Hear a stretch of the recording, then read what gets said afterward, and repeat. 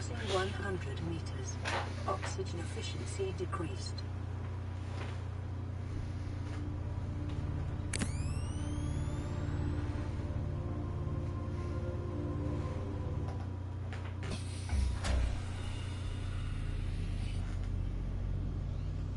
Power restored.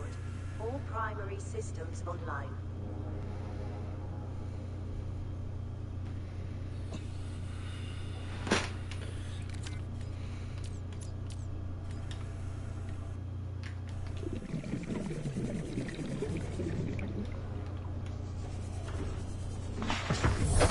Welcome aboard, Captain.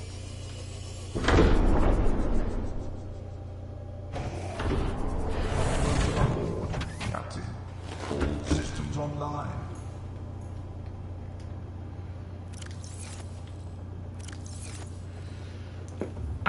Excuse me. I want to watch this guy by Letho. This video by Letho.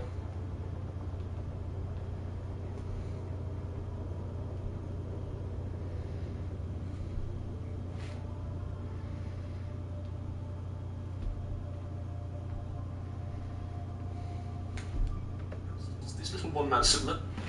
The Seamoth is one of gaming's most iconic vehicles, but how fast does this little one-man submersible actually move? The answer might just surprise you. The Seamoth is powered by small multi-directional thrusters which allow it to move in any direction up to 360 degrees. Think of this as being similar to a military jump jet that can take off without a runway, except this bad boy can sustain hits from massive sea dinosaurs, while those pathetic jets can be blown up by tiny missiles. Another little known fact is that these multi-directional thrusters also enable the Seamoth to function equally well in space environments. Long-range research ships typically carry at least 2 Seamoths for exploration of small astronomical bodies such as asteroids and planets. However, Seamoths can also be fabricated as standard mobile vehicle bays on board the mothership if further exploration is needed. I suppose this would make this version of the vehicle a Space Moth rather than a Seamoth, although the purpose of the vehicle would remain the same. Knowing this information, it's hard to say why we couldn't escape low orbit or fly above the water in Subnautica and a Seamoth with these low-powered thrusters. Maybe these need to be recalibrated to take into account a planet's gravity or be refitted specifically for submerged or spaceflight. The Seamoth has a standard crush depth of 200 meters below the surface, but this can be enhanced by reinforcing the hull. The Seamoth can also be modified with upgrade modules to make it more versatile, by adding cargo space, increased efficiency and solar charging, pressure and collision compensation devices, and enhanced sonar and defensive capabilities. There are also likely to be additional space-specific upgrades which we don't see in Subnautica, such as lasers for mining asteroids, or additional thrusters to move faster in space. The Seamoth has a height of 3 meters with a length of 1.5 meters and a width of 1 meter, and is made of titanium, lead and glass. This is in addition to its lubricants, power cells and its meat puppet driver, which all have an impact on its speed. Titanium is a good choice for the Seamoth's design. It's lightweight, resistant to corrosion, and has the ability to withstand extreme temperatures. But it is also expensive. Strong as steel, but 45% lighter, which makes it ideal for exploring in harsh environments and keeping its pilots safe. Titanium is a wonder element. To remain nimble and fast to escape danger quickly. It's also used in how toothpaste fast and paper. actually is it? Drum roll, please. So yeah, titanium is not only used as alloys, it's used in toothpaste to give your teeth a white feeling after, or a white look afterwards. It is also used in things like paper. That's how paper is so white compared to what it was like back in the 80s where it was a little bit yellowy. There's titanium, a little bit of titanium in paper. The Seamoth has a top speed of 13 meters a second, which equates to around 29 miles an hour or 46.8 kilometers per hour, which makes it just a tiny bit slower than your average rabbit running as fast as it can, or about the same speed as Usain Bolt's fastest ever 100-meter sprint. But this is the top speed that the thrusters are capable of without drag or gravity, so it's only achieved in space. On 4546b, the Seamoth has a top speed of 11.25 meters a second in any singular direction, or 25 miles per hour or 40 kilometers per hour, which is about the same speed as a charging African bush elephant. The speed in any particular direction is independent of all other directions of movement, and as such can be added together using vector addition to give an increased overall speed. If moving in multiple directions at once, such as when you're running for your life from a Reaper Leviathan that sees you as a tasty snack, activating all the ship's thrusters slightly increases the vehicle's top speed. If going forward and up at the same time, the maximum speed is 15.91 meters a second, and if going forward, upward and sideways, the maximum speed is 19.49 meters a second, or ever so slightly faster than an ostrich. So take that, birds. You damn feathered fiends will deny us no longer. So next time you're trying to get to the surface without being eaten alive, make sure to move in as many directions at once as possible. Otherwise you just might end up as another victim in a watery grave on 4546B. And if you're interested in finding out more about how Subnautica plays on your primal instincts to create fear, then you should click right here to find out more. And I'll see you over there to tell you all about it. Cyclops, the one I beat. Cyclops is certainly one of the no intro ads. Sleek, stylish, and oh baby, just look at that shine. But how fast actually is it? Where does it get its name from? And what real-life vehicle does it share its name with? Let's find out. Clocking in at a mega 54 meters long, 12 meters wide, and 14 meters tall, the Cyclops acts as both a deep-sea exploration vehicle and a mobile base for its crew, capable of diving up to 1700 meters when fully upgraded with depth modules. The Cyclops actually gets its name from a little interesting fact. If you always thought that the Cyclops got its name from the single glass all-seeing eye at the front of the vehicle like Sauron out of Lord of the Rings, you would actually be wrong. The name actually comes from the idea that the vehicle can be operated by just one person rather than an entire crew, although this isn't recommended, and the vehicle is best manned by a crew of 3. The Cyclops can actually carry a crew of up to 6 people, but it's going to get pretty cramped in there, and hopefully no one farts either, because that smell is not going to escape anytime soon. Other submersible vehicles of this size in the Subnautica universe need multiple people to control and steer, so the Cyclops' option for a one-man crew gives it a competitive advantage over its rivals, making it the most popular and reliable deep-sea submersible in the galaxy. The Cyclops is made from plasteel, glass and lead, along with wiring and lubricants. Now this is where things get quite interesting, because plasteel may or may not actually be a real material depending on the source in question. It either doesn't exist at all and is a completely fictional made-up material, or it was created by car manufacturer Gurgle.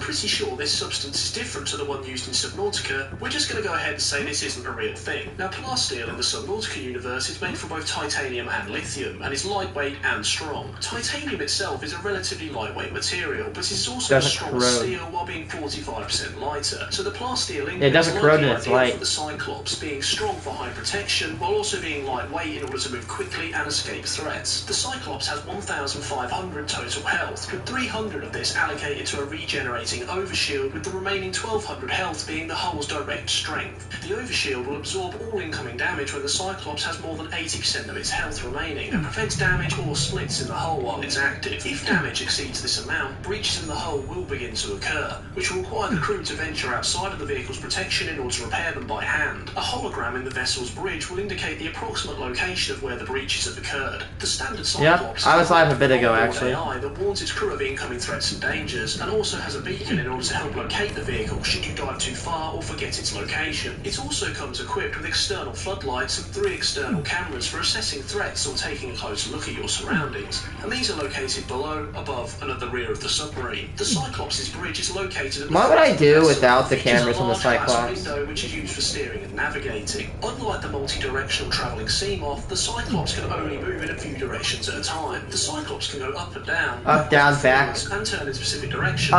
up, down, forward, backward, turn left, turn right. That's it. The crew finds itself in a tough spot. The middle of the submarine can be accessed from here through the bulkhead door at the back of the room, with quick access to the bottom of the submarine via a ladder. Travelling through the bulkhead will take you to the middle of the vessel, which is split into 2 interior open spaces. Due to these open and spacious interiors, it is the ideal place for installing all kinds of home comforts and customising how the crew sees fit. Any energy-using appliances installed will be powered by the Cyclops' power supply. If the Cyclops runs out of power, all lights and oxygen-producing facilities will stop working, but the vehicle's most important feature in its horn does still work, so I guess that's a plus. This area also contains access to the vehicle bay, and it's located in the centre of the larger room, and allows for the launching of carried vehicles. To aid in vehicle management, a console which allows the crew to manage upgrade modules and access any storage on a docked vehicle is also present within this area, allowing you to monitor the vehicle's health and energy levels. This room also includes a decoy tube for distracting those annoying leviathans that you just want to leave you alone. The standard Cyclops contains space for 1 decoy device, although this can be increased to a maximum of 5 using the creature decoy tube module. Access to the back of the submarine and the engine engine room is through two bulkhead doors on either side of the decoy tube in the room's rear. The engine room is located at the back of the Cyclops, and the engine itself is powered by 6 power cells inserted on either side of it. And if you're lucky enough to run into any alien tech on your travels, the engine can also be powered by iron power cells if you're able to produce these. The engine room also includes an upgrade fabricator to create upgrades to the vessel while on the move by installing them via the console on the engine. The rear of the engine compartment also contains ladders to descend into the lower back of the submarine, which also serves as an access shaft to the vehicle bay. The Cyclops has a manual piloting control. It's a great place for a med bay, and breaks down possible speeds into slow, standard, and flank. Each speed generates progressively more noise as the engine works harder to move the vessel forward, attracting dangerous creatures to your location. The vehicle's standard speed is 9 meters a second. I think it goes on 11 and then 2 kilometers per hour. 13 at emergency speed, if I'm not wrong. Cranked up to the maximum. You might want to be careful though, as remaining at flank speed for over 20 seconds could cause a fire in the engine compartment to start, with the chance of this happening occurring every 2 seconds. But don't worry too much if you're a speed demon that likes to push the engine to its limits quite often, as the Cyclops also includes 2 wall-mounted fire extinguishers, one located next to the front, one in the back, console, and one handily placed in the engine room in case of any pesky fires. That totally started randomly and had nothing to do with you keeping your foot on the accelerator for too long. And if you really like to push it often, the Cyclops can be upgraded with a fire suppression system in order to put out fires, which will require a small time to recharge after each use. The Cyclops can be made more energy efficient by installing an engine efficiency module. Why would you not install that? Maximum battery life by recycling wasted heat and increases overall efficiency by 300%. This results in total power consumption being reduced by 75%. Charging of the Cyclops power supply can also be carried out by a thermal reactor module if one is installed. This will begin to charge the battery at any temperature exceeding 35 degrees Celsius or 95 degrees Fahrenheit, with the charging rate progressively increasing as the temperature rises. The crew can check how much noise the submarine is currently making by checking the sonar display. Creatures that can damage the Cyclops are marked in yellow on the sonar, but if you're spotted, the marker will turn red. To reduce noise, the Cyclops comes equipped with a silent running mode to reduce noise by 50%. However, this greatly increases power consumption at 1 energy every second, and it cannot be mitigated by any engine efficiency upgrades. With silent running enabled and the engine turned off, the Cyclops can actually be made completely silent.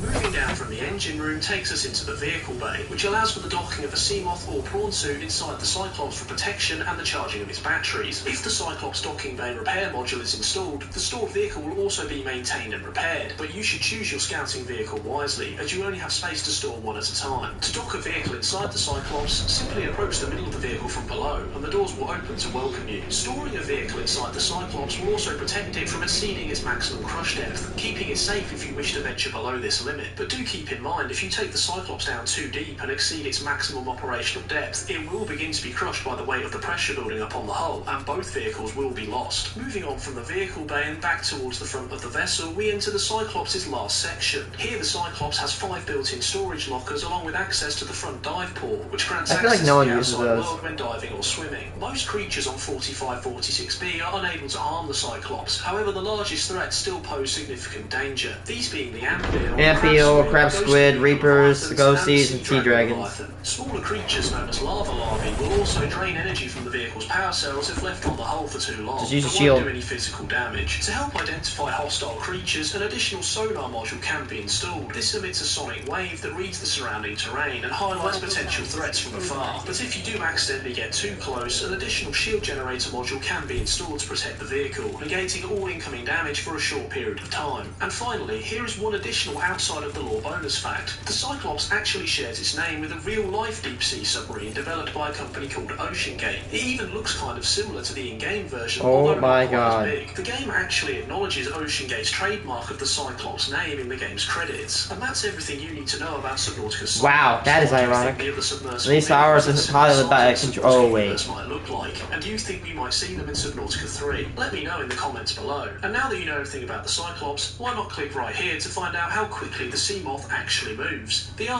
The prawn suit. Or as the cool kids call it, the pressure-reactive armoured waterproof nano suit is Subnautica's Iron Man. Jump jets, propulsion cannons, and an onboard drill arm means that no matter what the job, the prawn has got you covered. Designed for use in extreme environments, this two-legged friend will keep you completely safe from the outside environment, come rain or shine, and is even capable of operating in space in zero gravity. Alterra uses the prawn suit's hydraulic limbs for maintaining its phase gates that allow for transportation of space vessels between different planets. And these arms are strong, capable of winning any rim-world bar fight with enough force to snap bones and break rocks. And if you need to escape quickly after winning this intergalactic skirmish, its powered legs can get you out of there around 24 kilometers an hour, or roughly 15 miles per hour, which makes it just a tiny bit slower than this Badger. The Prawn Suit Mark III, which we see in Subnautica, has 600 health and is made of plasteel, steel, lead and diamonds, along with aerogel and enamelled glass. The materials needed for the prawn's construction change slightly in Below Zero, with the prawn suit being created using plasteel, a computer chip, one power cell and again a piece of enamelled glass. Now if you've been keeping up with this series so far, you would know that plasteel is not a real life material, unless you count this stuff from an old Brazilian car company named Gurgle, which happens to share the same name, but is definitely not the same material used in Subnautica. Plasteel in the Subnautica universe is made from titanium and lithium, and is both strong and lightweight, helping to protect your vital organs from any,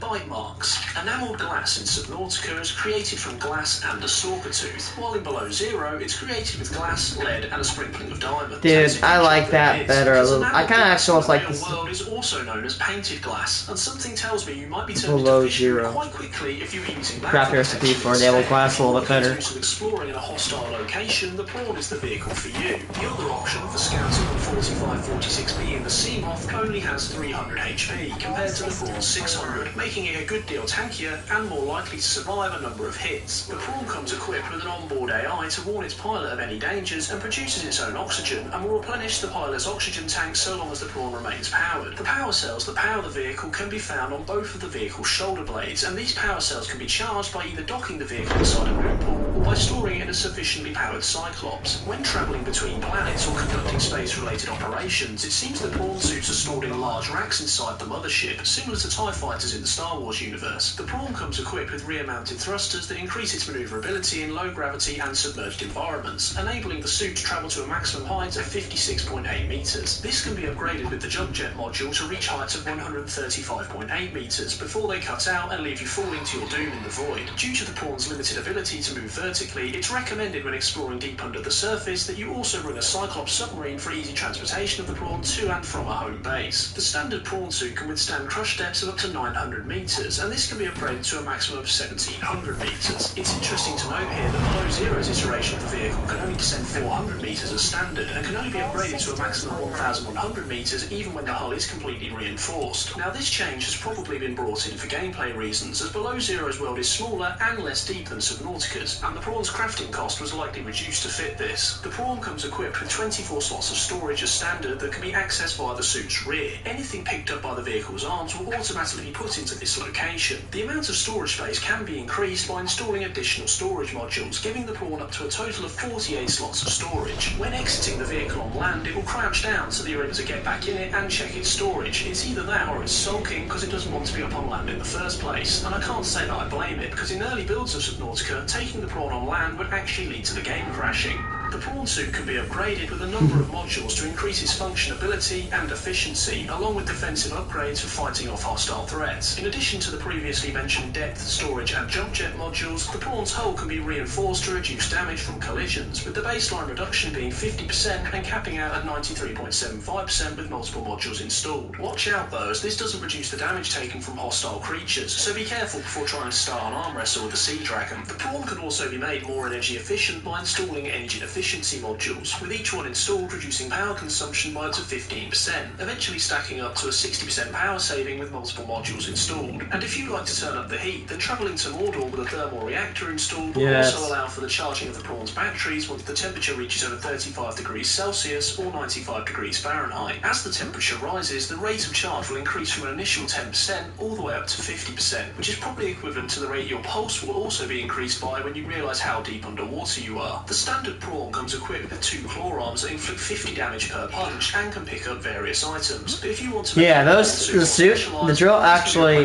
I think the bare naked arms will actually do better damage than the drill itself. Large resource deposits and can also be used as an offensive weapon should the need arise. The drill arm deals 28 damage a second and also induces a panic attack in people who are scared of the dentist, so be sure to use this to your advantage if your opponent suffers from this particular weakness. Next up we have the grappling arm, which allows the vehicle to pull itself in the direction direction of whatever surface the grappling hook has lashed itself onto. This upgrade allows for quicker traversal of the world and is useful for holding the suit in place when mining resources on cliff walls. I would personally recommend this upgrade for those of you who've gotten a little bit bored of being Iron Man and now fancy trying out being Spider-Man for a little bit. Coming in at number 3 on our list of replaceable arms is the propulsion cannon, which allows for the movement of heavy objects which can be moved or launched at will. Any object thrown will deal damage to whatever it hits, and if you launch an item that contains a poison effect such as a gas pod, this will also explode on impact and deal extra damage. And most importantly, the propulsion cannon is a vital tool in the Peeper space program, with the goal of putting 500,000 Peepers into orbit by 2030. The final arm that can be attached to the prawn suit is the torpedo arm, and this arm can store up to 6 torpedoes and then fire up to 2 at a time. If you replace both of the prawn's standard arms with torpedo arms, it's possible to fire up to 4 torpedoes at once. It also appears that the prawn is upgradable with other less high-tech,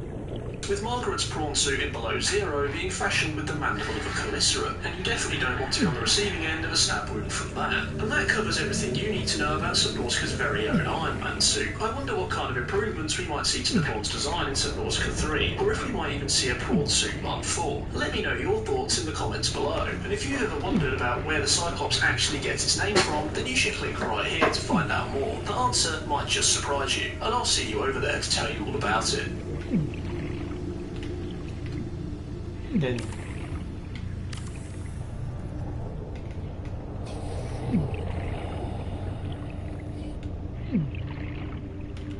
ah, shit.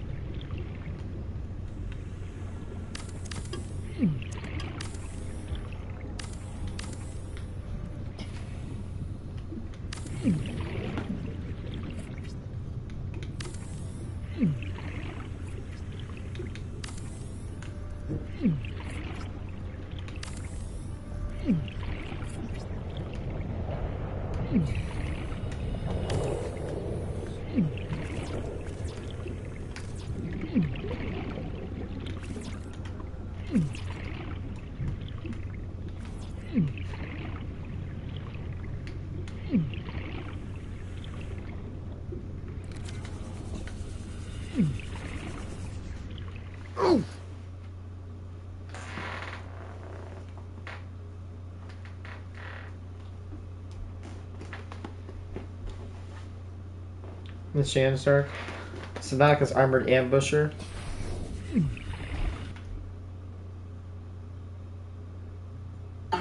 The sand shark is a terrifying ambush predator, burrowing itself into the ground and springing free at an opportune moment. A cloud of disturbed sand and a flash of teeth will be the final thing many creatures will ever see. Sand sharks can be found in the grassy plateaus, crash zone and dunes, and never stray far from their territory on the seabed. Despite this, the creatures have been known to wander into the kelp forest and jelly shroom caves, even though they are native to these areas. While we don't know the creature's exact size, the sand shark appears to be about 2 or 2.5 times the size of the player, which would make them around 12 to 13 foot long, easily making them big enough to swallow you whole if they existed in real life. The creature's body is tipped by a large fin, but the location of this suggests that it isn't used for movement, so it could be used for moving sand when burrowing into the ground or in some kind of mating ritual. It's even possible that it serves no purpose at all and is simply an evolutionary dead end with no benefit to the modern sand shark. Beneath this fin sits 2 sets of bright bioluminescent orange eyes, and help the creature locate its prey. The sand shark's bioluminescent mouth contains 6 rows of razor-sharp teeth, which descend all the way into the creature's throat. It's likely that these are similar to shark teeth here on Earth, acting as a form of natural conveyor belt. As sharks lose their teeth over time, the smaller ones at the back of their mouths move forward to replace the old ones and grow into the slicing daggers of tomorrow, with the creatures constantly growing new teeth throughout their lives. Running down the creature's back is a thick bluish-grey armour segmented into different plates. This makes the sand shark immune to most attacks from above, which is perfect for an ambush predator resting on the seafloor, as the top of their body is the most exposed to danger. This exoskeleton provides great protection, but its rigid nature prevents the sand shark from turning or changing direction quickly. So while the creature is capable of tremendous bursts of speed during an ambush, it's not suited for chasing down prey over long distances. If you're being chased by a sand shark, they can actually outswim you in a straight line, so you should take advantage of its lack of maneuverability by quickly changing direction and zigzagging away.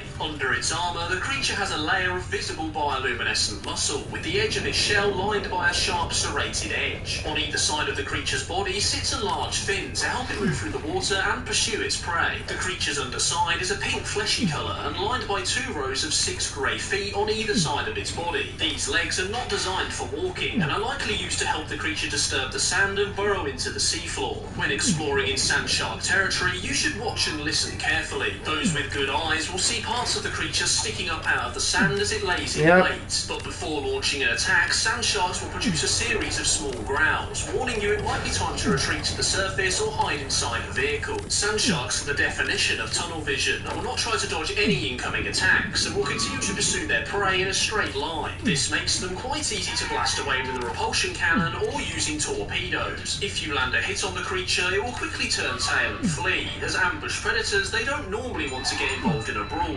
preferring to hit prey who won't fight back. And as they only have 250 health, it's easily possible to take one down. Sand sharks, like other creatures on 45-46b, can be distracted by feeding them small fish, although I wouldn't stick around for too long, as they still have a taste for human flesh, and if one gets its teeth into you, it will deal 30 damage. Sand sharks reproduce by laying eggs. These can typically be found in the bloodgrass of the grassy plateaus, an area likely picked by the sand sharks to hide their eggs and give them some form of protection. But they weren't counting on you being the underwater Easter Bunny and going on an egg hunt. And if you find them, the eggs can be hatched in an alien containment facility to produce tamed sand sharks. If you're running low on power, or if you're feeling particularly evil, these eggs and sand sharks can be fed into your bioreactor for fuel, producing 210 and 630 units of energy respectively. The sand shark's biology is similar to a number of other creatures on the planet. These cousins could be the bone shark, with them both sharing a similar segmented exoskeleton suggesting a recent common ancestor. A more distant relative could be the rock grub, with the creatures both sharing small leg structures, segmented exoskeletons, and exhibiting burrowing behaviours. And if we do some digging into the archaeological record, we can also see that the sand shark is likely a living relative of research specimen Theta, a large fossil found within the disease research facility. Concept art for the sand shark shows the creature chasing a spinnerfish, which would ultimately end up being cut from Subnautica, but it would re-emerge in I remember, I'm about to say Below Zero.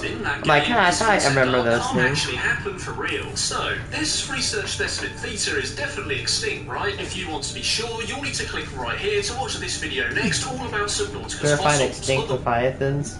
This guy's entertaining. Where are we going? Oh, I'm getting a cramp, guys.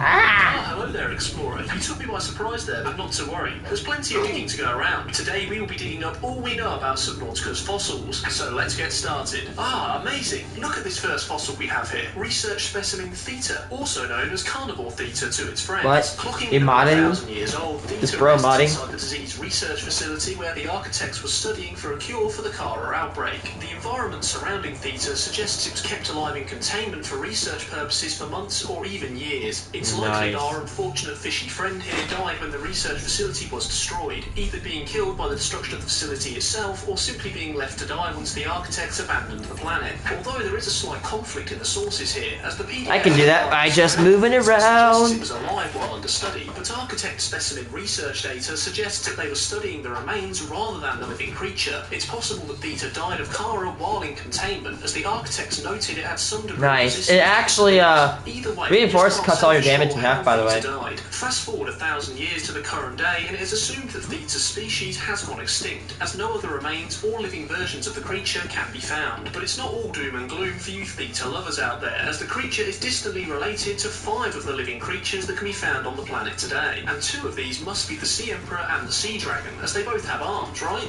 Well, wrong, actually. Theta's distinct bone structure means it's highly unlikely to have any relation to the Sea Dragon or the Sea Emperor, and this difference is even more obvious when it comes to their arms. The Sea Dragon skeleton found in the Lost River shows that the Sea Dragon has a ball and socket joint arm, while Theta has 2 fused bones and a gliding joint. Theta can also give you a high five when the Sea Dragon can't, as it's stuck with only 4 fingers on each hand. As Theta's arms face backwards when compared to the Sea Dragon's, it would be impossible for the creature to use them to pick up objects, so it's possible its arms were used like a sea turtle's flippers to help it move through the water. Research specimen Theta has twin sets of eyes on either side of its skull, with the front eye being much larger and more developed than the second one. This trend of 2 sets of eyes is continued in some of the creature's descendants, the blighter, the sand shark, and the biter. Although this trend of one eye being bigger than the other seems to have been slowly bred out of the gene pool, as these creatures all have 4 eyes of identical sizes. Theta's other descendant in the bone shark only has 2 eyes, suggesting that the bone shark evolutionary diverged from Theta much earlier than its other relatives. It's also possible that Theta could have had 2 antennae due to these small holes above its front eyes, similar to its descendant blighter and biter cousins. Theta has a tough external shell in addition to an internal skeleton, a feature that is replicated in the sand and bone sharks. This would have given Theta a greater degree of defense, but would have made it slower and less maneuverable. Come on, my friend, let's venture deeper, but keep an eye out for any long-laid architect traps. I'm sure they wouldn't like us disturbing their research. Wow, just look at this. This is the ancient skeleton which can be found outside the Lost River laboratory cache. Similar to research specimen Theta, only one of these fossils is known to exist. Whoa, stay back, don't get too close. It looks like the architects took an interest in our old friend here and set up a lab nearby to study it. Although this must be completely unrelated to the Kara outbreak, as this ancient skeleton is over 1 million years old. The PDA and the very large teeth indicate that the ancient skeleton was a massive carnivorous leviathan that would have been larger than any living creature encountered on the planet today. Although it's hard to say exactly how big the creature was or what it might have looked like when it was alive, as we don't know how much of the skeleton is actually visible to us and how much is still buried beneath the ground. This piece of concept art from the game's development might have played a part in the creature's design, but we don't know for sure. The ancient skeleton is made of a number of overlapping bone plates which appear to be an extension of its spine and ribs, the outlines of which can be seen from inside the skeleton, whereas Theta and the bone and sand sharks have dermal armour, which are hard plates attached to the skin but not directly to the skeleton itself, like an armadillo. This makes the ancient skeleton more similar to a turtle or a tortoise than any of the living armoured creatures on 4546b or even research specimen Theta. I need to go This get suggests glass. that the ancient skeleton doesn't have any living descendants today, as no other creature on 4546b shares this type of armour, although it is possible that over the million years since the creature died, this feature simply evolved out of the gene pool.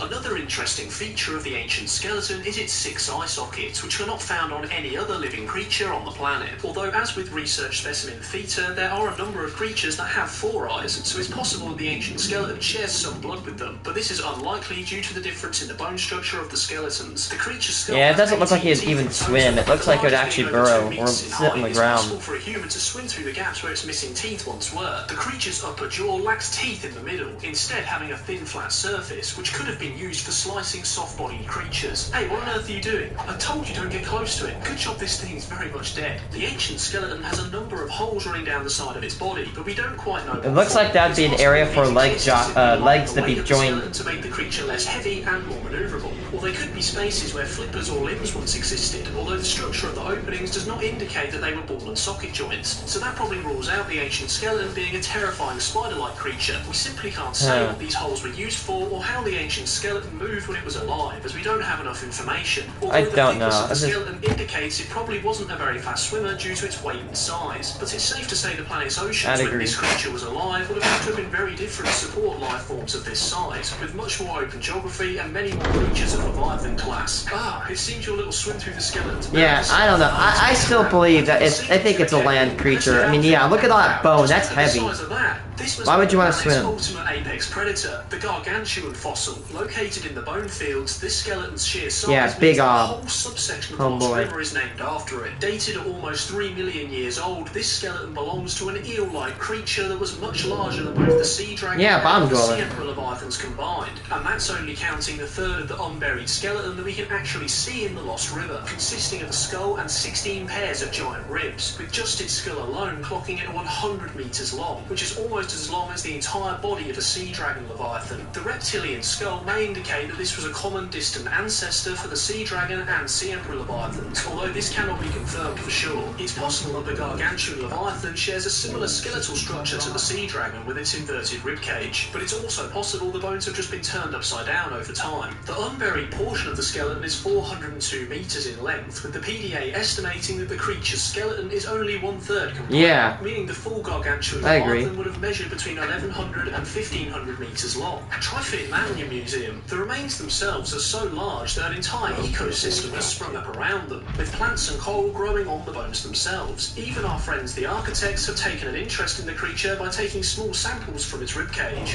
While this creature was alive, it's unlikely it could even live inside the crater due to the sheer size of its body, meaning it would have lived in what is now the void, probably residing hundreds of miles away from the crater at any given time. So how did it actually get into the Lost River in the first place? The intact nature of the bones and their configuration leads the PDA to suggest the gargantuan leviathan could never have fit into this space under normal circumstances, suggesting that the geography of the planet must have shifted around the fossil over the millennia, enclosing it within the Lost River. It's possible that the Lost River used to be much larger when the creature entered the area, and over time the tunnel may have collapsed and become more enclosed. It's possible that the tunnel the Leviathan entered through is being blocked by its massive body, which would explain why only 1/3 of it is visible. The remains also don't indicate a cause of death. As no obvious injuries can be seen, it's possible the Leviathan simply died of old age or of some other natural cause. The gargantuan fossil's mouth is so large that it can fit an entire cyclops inside of it, with its lower front teeth measuring at 11.4 metres and its upper front teeth measuring at 10.3 metres. And it's a good job we aren't hiding from it, as its biggest eye socket alone measures 9.7 metres. Thank God this creature was extinct by the time we got here, my friend. As not much is known about what life was like outside the crater, it's not clear what this creature would normally feed on, or if that prey still exists. If the gargantuan leviathan was alive today, it would prey on reefback leviathans for breakfast, ghost leviathans for lunch, sea dragons for dinner, and sea emperors for dessert. It's possible that when gargantuan leviathans roamed the planet, that they may have also preyed on the ancient skeleton leviathan. You know what? I have a theory. Maybe a 4546b is just like Earth. Maybe back then there was a lot of oxygen. In old Earth, there was a lot of oxygen, like more oxygen. This allowed for creatures to become way bigger. But if I'm not wrong, as oxygen depleted, the size of creatures started to decrease. Like, look at a Sarcosuchus, like a giant, absolutely colossal, like 40-foot long alligator, or a Titanoboa that's like a meter thick snake, like a snake that is literally, its girth is a meter in diameter, which is nuts. Like, literally could swallow you alive and whole without any problems. And look how small the creatures are today compared to, you know, then. Just nuts. Very few gargantuan leviathans around at any given time, with the species having a long lifespan and a low reproduction rate, as it would require a huge amount of food to fuel a beast of this size, and if there were too many gargantuan leviathans, they would quickly hunt their own food source to extinction. Unlike the other fossils we've dug up on our travels, there is actually 2 specimens of the gargantuan leviathan, with a much smaller but identical skull found in the Ghost Forest and smaller ribs found in the entrance to the Lost River Junction. Whether this juvenile was related to the adult or just happens to be close by due to coincidence is unknown. Come on, my friend, let's get these specimens back to the surface for further study. Wait, what? What do you mean you only just managed to survive the trip down here because of all the Reapers? Before we set off, you'll have to watch this video next to ensure we get back to the surface in one piece. Lowe's knows it's easier to make the right call. I'm watching the video of a Reaper now. I am able to counter Reapers very successfully. Is single-handedly responsible for more than a few Subnautica freakouts, the game's most iconic danger noodle, and also its biggest social media influencer, with the developers themselves crediting the Reaper for around 50% of the game's sales. The Reaper is the third It's crazy how many largest fails creature resulted in the Reaper. clocking in at a massive 55 meters long. That's a Love or hate the Reaper, you gotta admit, it's the longer reason why than Subnautica largest is ever confirmed successful. blue whale, the largest living creature on Earth. That's the equivalent of just over 12 average family cars placed bumper to bumper. The Reaper has a long, thin body made almost entirely of muscle, with 2 large pectoral fins sticking out of its front and a further 2 dorsal and ventral fins stretching the length of its body. These 6 fins help the Reaper balance itself in the water correctly, with the front pectoral fins also giving the creature an increased degree of protection and armour. The Reaper also has 4 large tail fins to push it through the water at incredibly fast speed, and all of the creature's fins and red body parts have a slight glow to them, which makes the Reaper ever so slightly easier to see in the dark. The Reaper's head has a large horn that can be used for ramming its prey, along with 4 eyes for watching your every move, and a mouth containing enough teeth to give a dentist nightmares for weeks. And to top off this apex predator's arsenal, it also has 4 mandibles with large black claws for gripping and pulling its prey into its mouth. Cool evolutionary trait, but not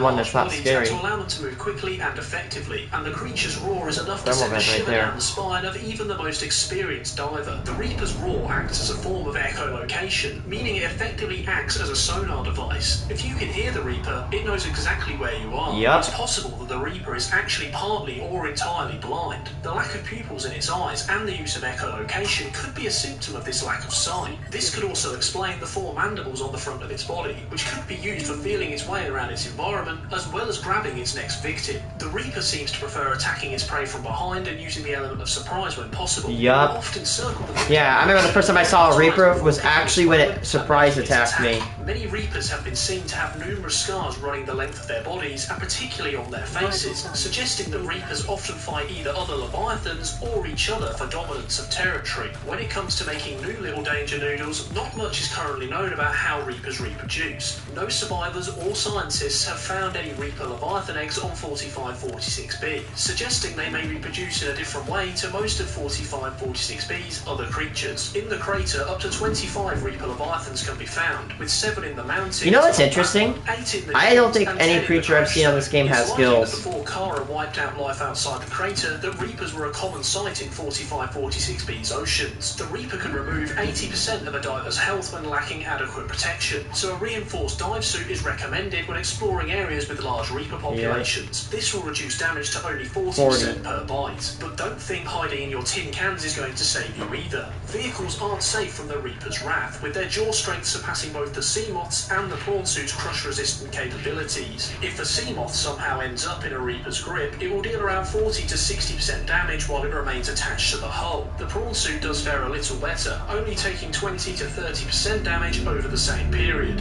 When piloting a sea moth in a Reaper's territory, it's recommended to install the perimeter defense system to shock the Reaper into letting you go. But if you truly want to survive on this planet, then you're going to need to know a lot more about the vehicles you have at your disposal. So watch this video next to avoid getting turned into a tasty snack.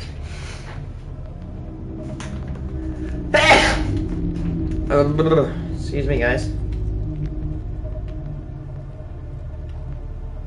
I'm looking for quartz. I could stop here, but I'd rather go to the blood kelp zone because I know there's a lot more quartz there than there is here.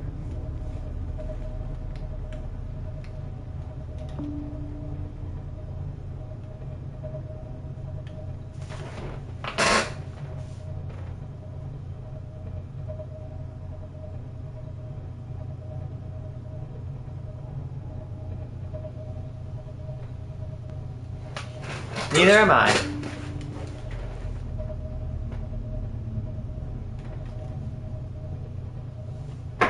There it is. I'm like, huh. Shouldn't we be close? Yes, we are.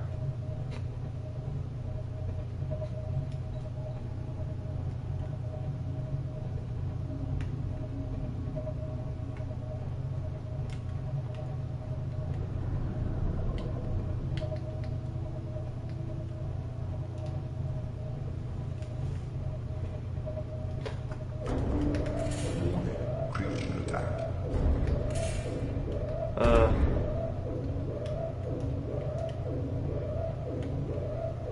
Careful, there's a ghosty somewhere over here.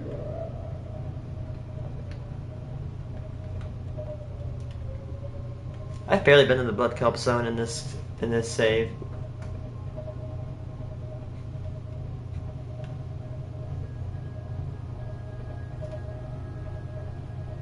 Ghostweed.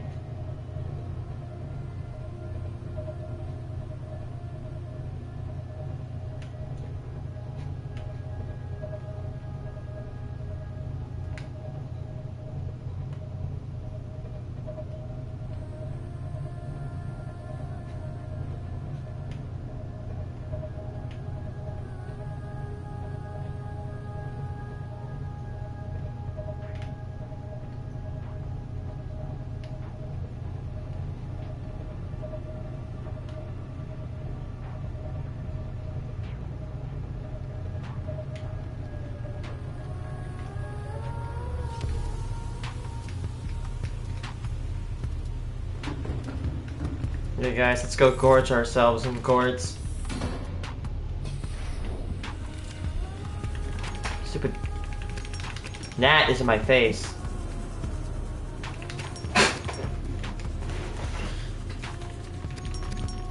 Goodness gracious.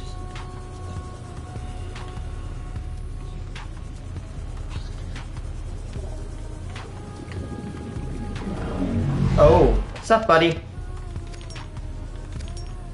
We're not infected with Kara, so he's not going to do anything to us.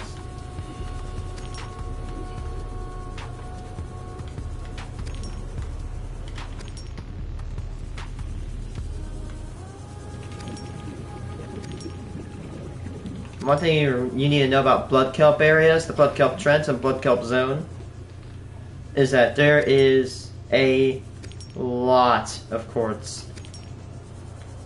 I don't see any big quartz chunks. There's iPod 2.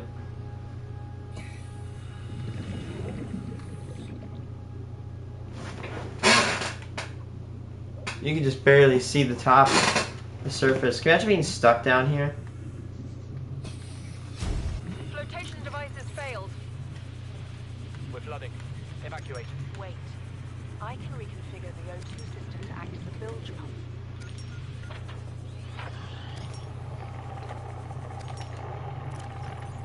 It's working. Okay, good news. We're alive and we've stopped sinking. Bad?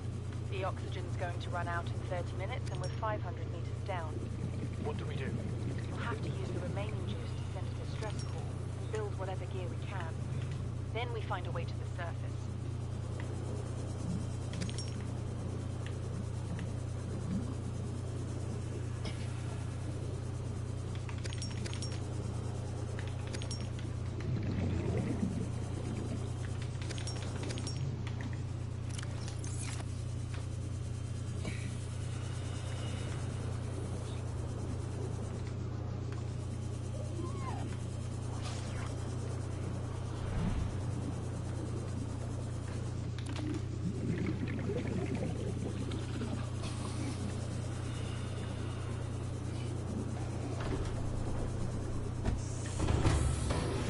Welcome aboard, Captain. All systems online.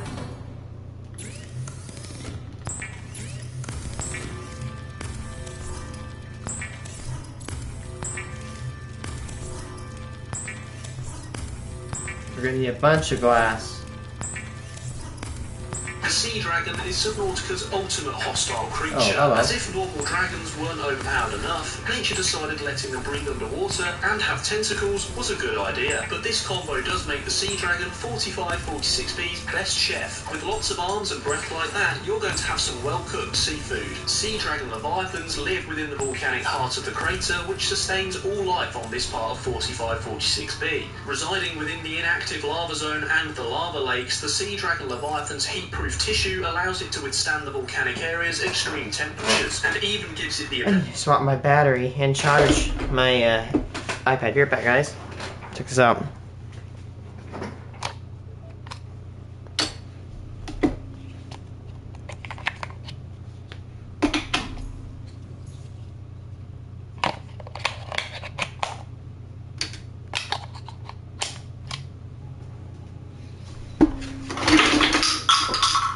Oops.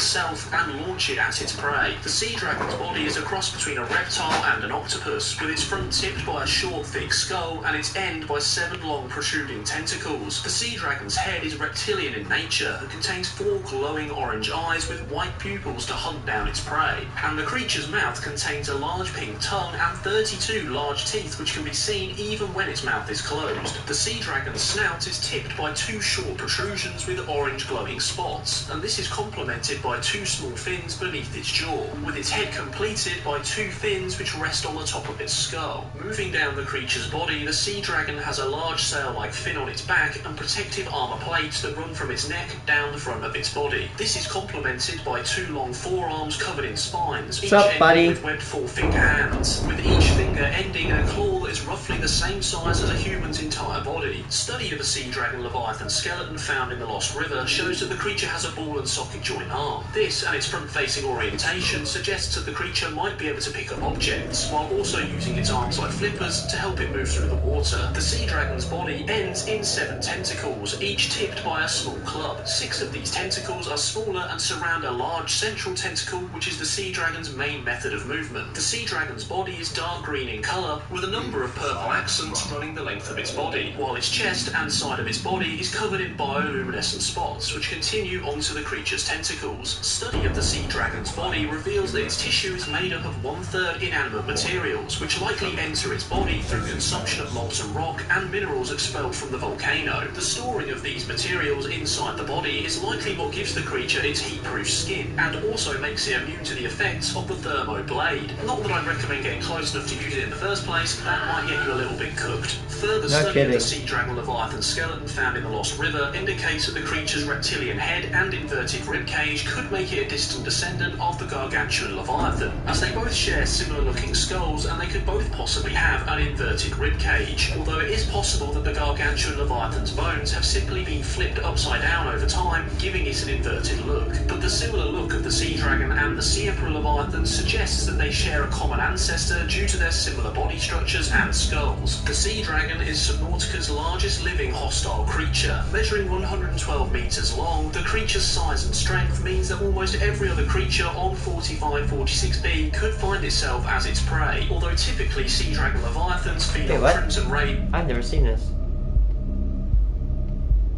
Huh? What? I've never seen that before.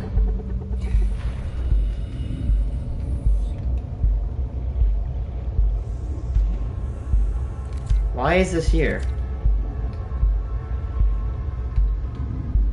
I don't think there's a cache near us. What the hell? It's in the middle of nowhere.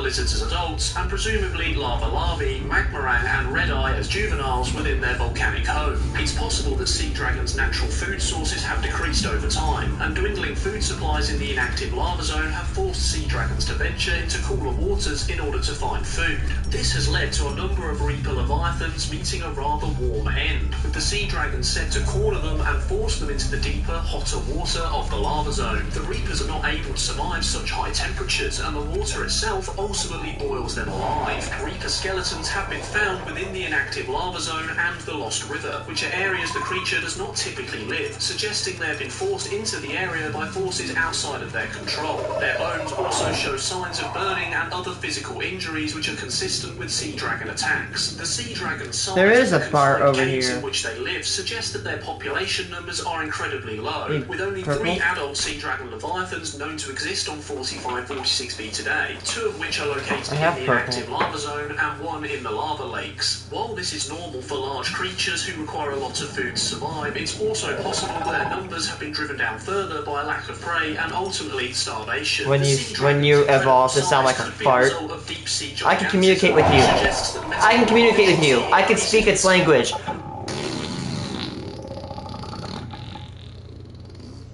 See, look, I can talk. I can speak its language. Oh my god, that thing is fast.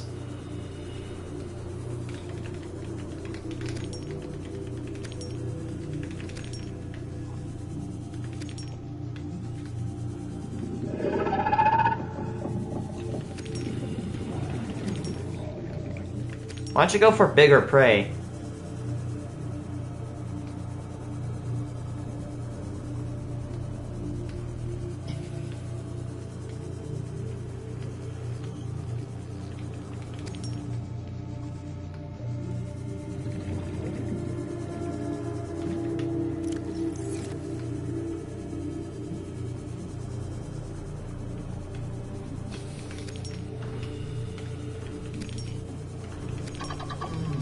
Hello.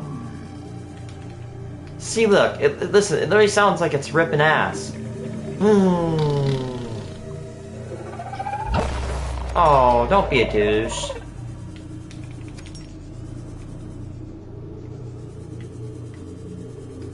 Not even in the submarine. What's your deal? Why?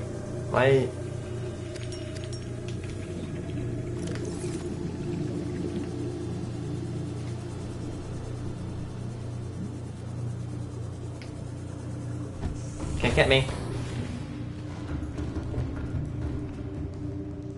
Good.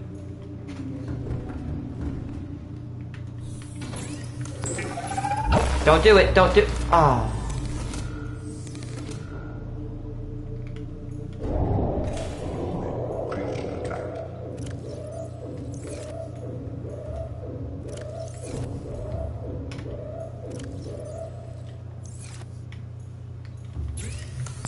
Thank you.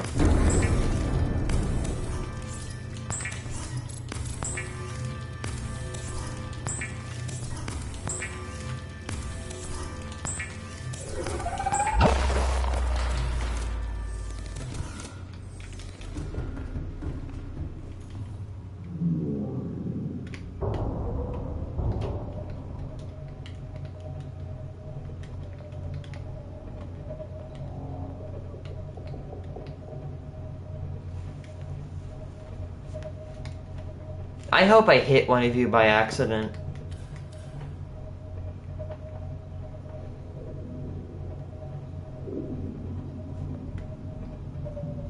Wait a second.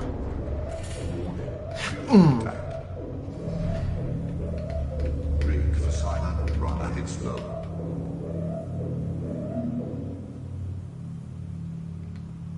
Ahead flagged, emergency speed.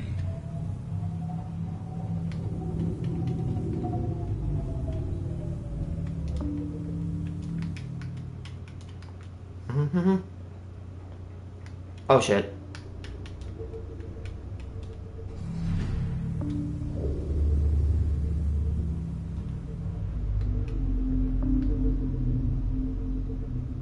Go away.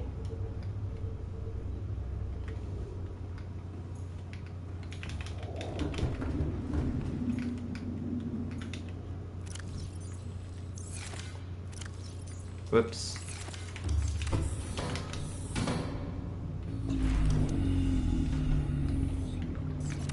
Oh.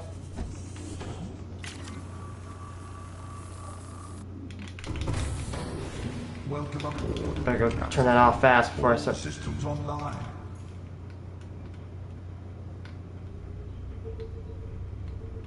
Ahead standard.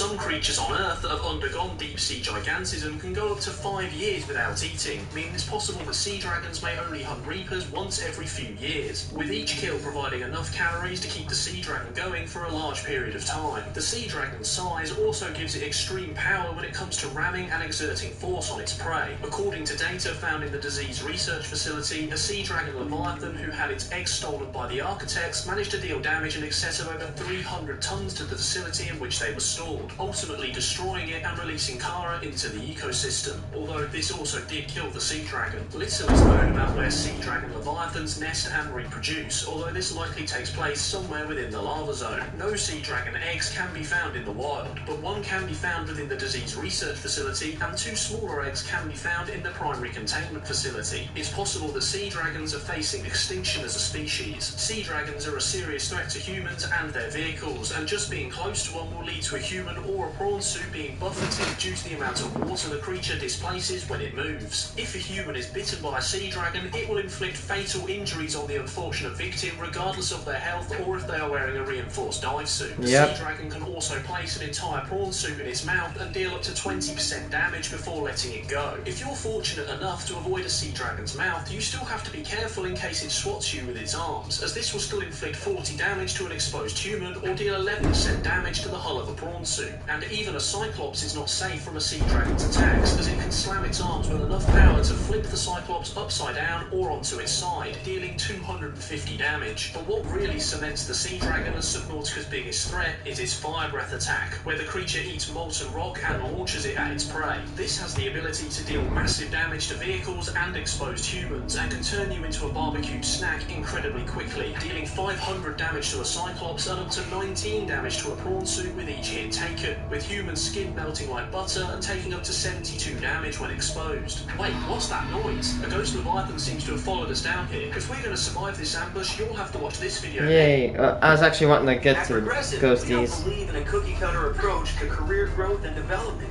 The rules Yeah. within our walls. Speaking of, I just got attacked by one of those. Ghost Leviathans are Subnautica's ultimate paranormal companion. Just like that demon living under your bed, Ghost Leviathans will follow you to the end of the world, hiding in all the dark spots that are just out of sight but never quite out of mind. Ghost Leviathans start their life in their nesting ground at the giant cove tree in the Lost River. While you might have thought that these nice blue and purple glowing bulbs were simply a fruit or a seed of the tree, you might be surprised to know that these are actually Ghost Leviathan eggs. The eggs themselves were laid when the tree was young, and as it has grown, its branches have formed around them, acting as a shield and a form of protection. And it's also possible that the cove tree itself is giving nutrients to the eggs and helps them to grow. Each egg consists of a transparent blue-coloured membrane and a glowing blue embryo, with the egg containing a fluid with all the nutrients the egg needs in order to produce a healthy juvenile. Ghost Leviathan eggs seem to grow in size after they have left the body, as they are much too large for a Ghost Leviathan to actually lay. While the number of orbs inside the membrane suggests that each egg may contain multiple Ghost Leviathans, which are released when the egg hatches. The newly born Ghost Leviathans have a soft bioluminescent and transparent outer membrane, which covers a blue muscular inner body, which is covered in blue stripes of a darker colour. This long and thin internal body slims to a point and is covered in bioluminescent orange stripes and glowing spots, indicating that the Ghost Leviathan is adapted to deep sea and low light environments. As Ghost Leviathans move through the water, they leave glowing trails behind them, which further highlights their ghostly appearance. The Ghost Leviathan has 12 bright eyes, along with 6 fins on its torso and 1 large fin on its head, with the creature's iconic look being completed by 2 long structures made of cartilage which are used to protect the Leviathan's skull when ramming its prey. At the start of their life cycle, Ghost Leviathan juveniles... That's so cool, like we know about their life cycle. ...growlers and possibly other smaller Ghost Leviathans in order to survive. When threatened or hunting, Ghost Leviathans can tense and coil up their bodies before lunging forward at incredible speeds to bite and ram their prey, using their powerful rectangular-shaped mouths to tear chunks out of anything in range. Ghost Leviathans are extremely aggressive and territorial, and will attack both human and native 45-46b inhabitants without mercy, although, luckily for us, Ghost Leviathan attacks on humans do not seem to be for food. They're just incredibly antisocial and want you to stay out of their territory. If you do have the misfortune of running into a Ghost Leviathan, they will deal 84 damage to a human with a single bite, so it's recommended that you remain inside your vehicle if you have one, as this will offer you some protection. The good thing about Ghost Leviathans is they can't grab your vehicle. They still do a lot of damage. Dealing 34.5% less damage than adults, but they still pack a serious punch. The Lost River won't remain the Ghost Leviathan's home for long, though. It goes out into the void, or it goes in the kelp zone. Their lives. As they grow, they become too big for their Lost River home, forcing them to migrate out into the crater in homes become larger. When out in the open crater, ghost leviathans seem to prefer hunting within the Grand Reef and the blood kelp zone, feeding on ampeels, crab squids, entire shoals of fish, and possibly even sea treader leviathans. At this stage of their life cycle, adult ghost leviathans are Subnautica's second largest aggressive creature, and are large enough to push, drag, or even overturn a Cyclops submarine. But eventually, these ghost leviathans will even outgrow the crater as a sustainable home, forcing them to migrate to the crater's edge and the void, where they likely feed on microscopic life forms that inhabit the water around the crater's edge in order to sustain their massive bodies. Ghost leviathans have been found to measure from 67 meters long as juveniles to up to 107 meters as adults living inside the crater, while adults living on the crater's edge have been found to be 15% larger than their crater-living companions, and the PDA suggests that the species is approaching the size limit for organic life forms on the planet. On 45-46 meters a day, never actually heard about that. leviathan juveniles can be found If I have within their the Ross PDA River, and a database, further I should. 3 adults can be found spread between the Grand Reef and the blood kelp zone. It's unknown how many ghost leviathans reside in the void, although up to 3 have been found to attack anyone who ventures too far over the crater's edge. This early concept art appears to have inspired the ghost leviathan's final design, even if it does look a little bit like Sid from Ice Age. Now, while we're on the subject of ghosts, this creature is definitely dead, right? It's not going to come back as a spirit and eat you, is it? If you want to be sure, you'll have to watch this video next, where we will dig up the secrets of Subnautica's fossils. And special thanks to my patrons, Rowan Thane and Asmodeus. We've got passion, we've got determination. Like, and if we set aside... And yep, I should have one. Yep, it is. This creature is approaching the size limit for sustainable organic life forms. Damn.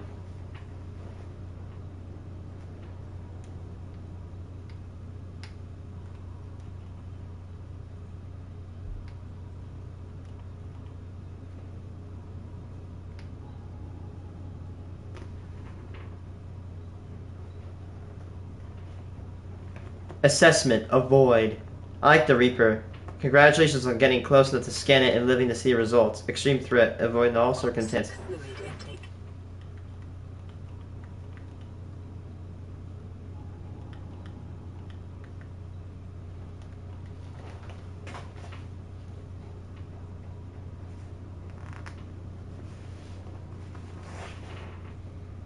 Oh.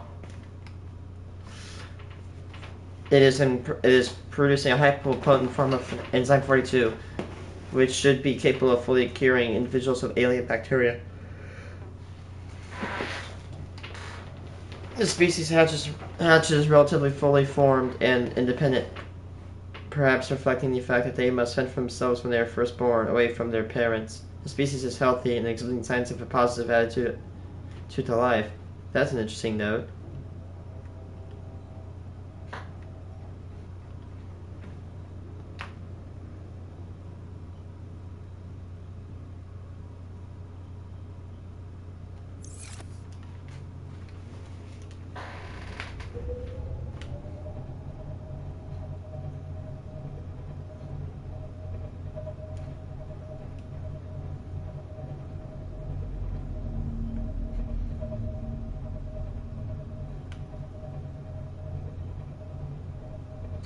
You know what's dumb is that I'm trying to look for large quartz deposits, but then, you know, when I actually, you know, want them, I guess I just don't see them.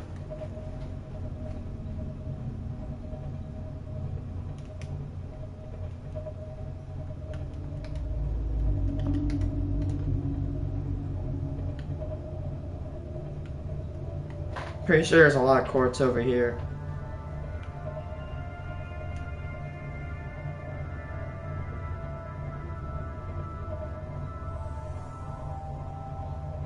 Oh, there's one.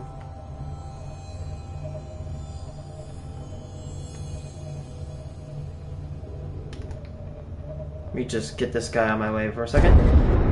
There we go. That's better. But dumb.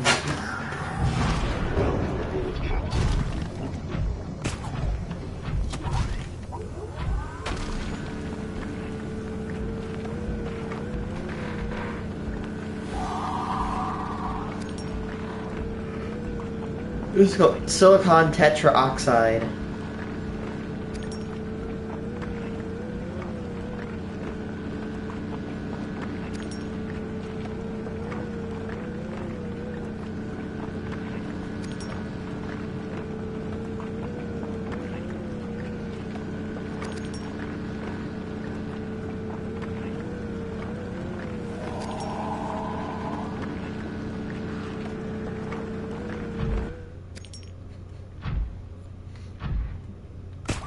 fluid intake immediately.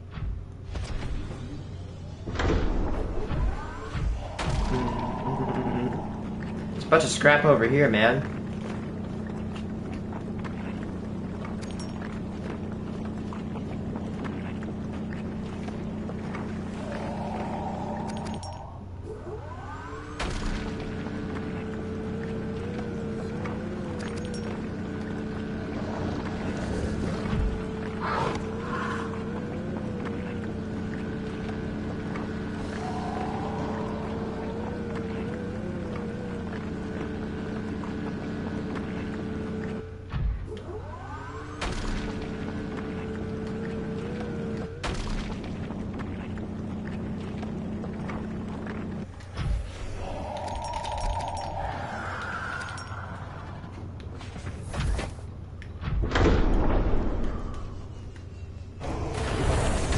Welcome aboard, Captain.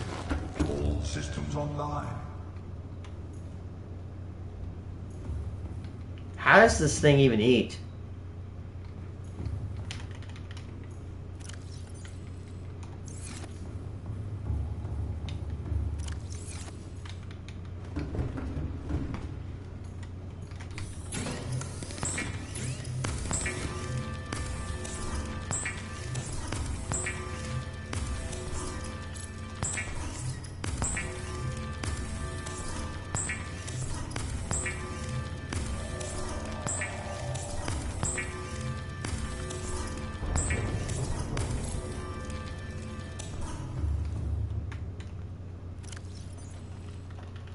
There we go, get a bunch of glass for my base.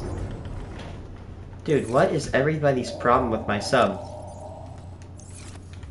Does everybody have some sort of deep-rooted bigotry for my sub or something? I genuinely do not know. Vital signs stabilizing.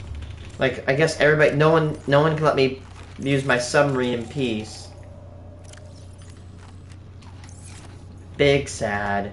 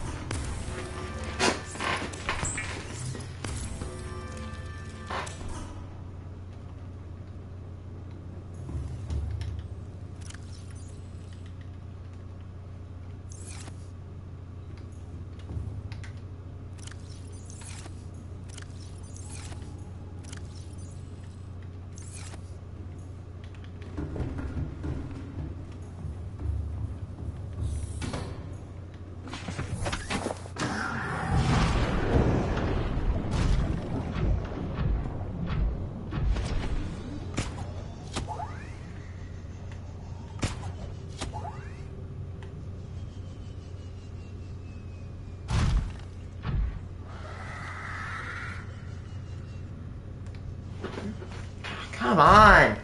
Right in my eye?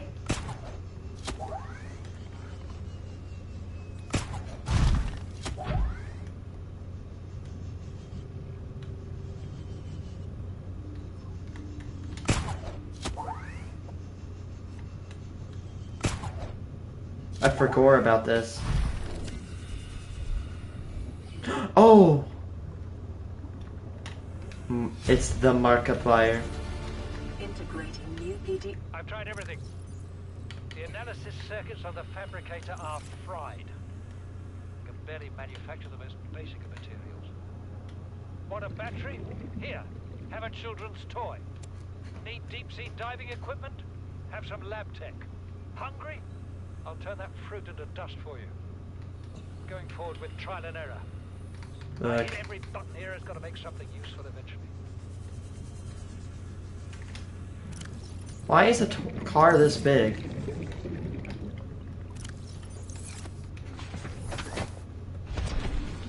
I actually have never understood why there was all that stuff. I guess it's just like hidden Easter egg. I like how it's actually explained because the fabricator's all broken and it keeps fabricating random stuff.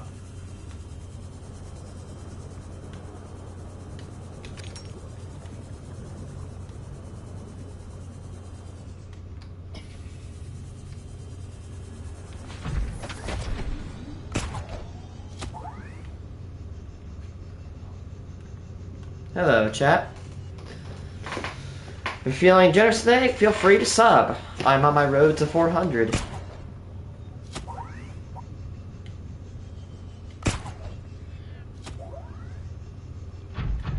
Oh my god. Excuse me, do you have a guinea pig for your profile picture? I love it. I love it.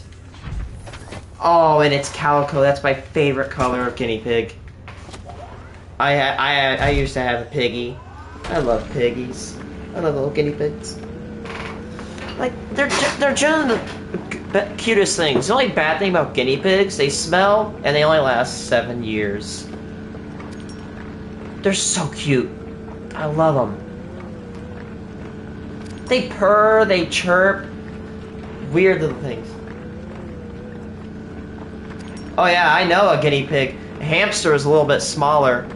A guinea pig has a very...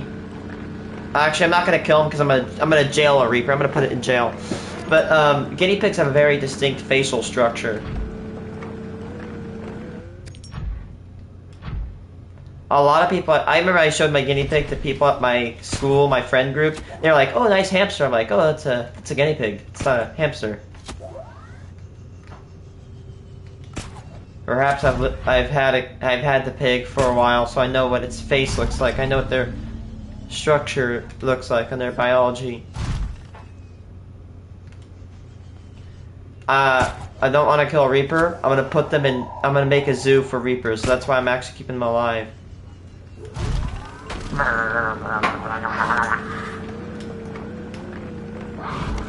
Dude, I find more annoyance. Dude, these guys are riding me. I find more annoyance from these bone sharks than actual reapers. I'm not joking.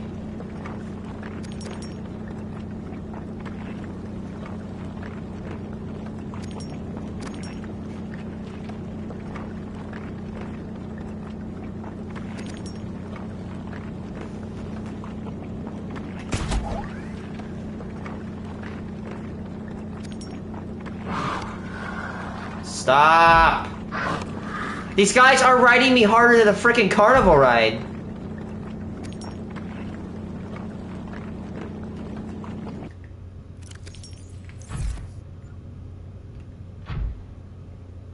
Aw. I lost a fish a few days ago, too. Well, I'm not kidding you. You want to hear it? Its name is funny. We named it Swim Shady. Not even kidding you. Swim Shady. Yeah, a few days ago we lost Swim Shady. The name, though. Ah!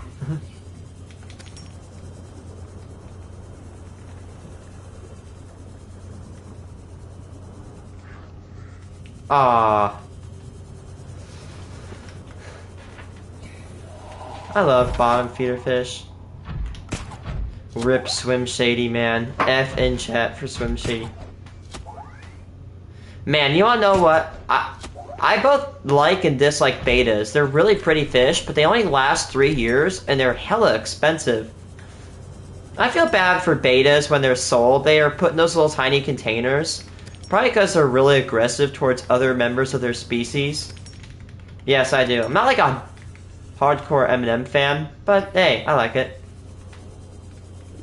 Not bad.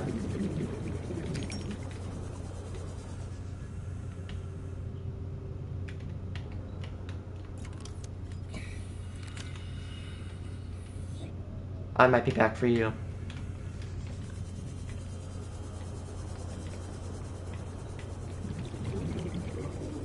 Yeah, we found the Markiplier doll. Same here.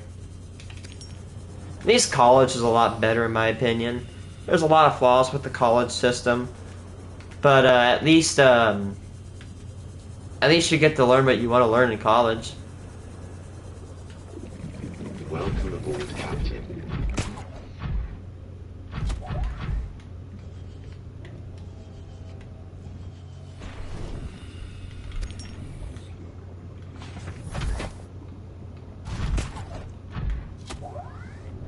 Oh, stop.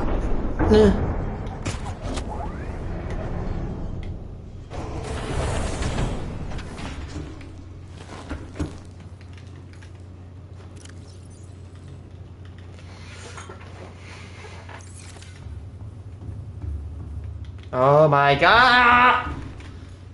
Stop cutting off my chat! Oh, no problem. Actually, I was going to school to become a web designer, a code designer. I'm gonna warn you guys. I'm not gonna crush any dreams here. Hopefully. Coding is a lot harder than it seems. I only lasted 2 months. I've been wanting to become a coder for 2 years. I dropped. And now I'm gonna become a wind turbine technician. So I am gonna be able, if I succeed at my school, I'm gonna be able to go up in the top of wind turbines and repair them. It's a good job because a lot of wind turbine technology is growing rapidly in my state of Illinois. I mean, I was going last Monday to go get my penny boxes because I'm also a coin collector, and there's another turbine farm being built.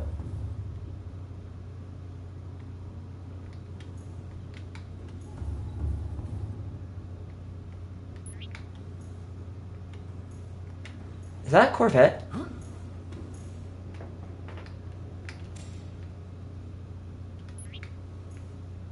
It's modeled after a Corvette.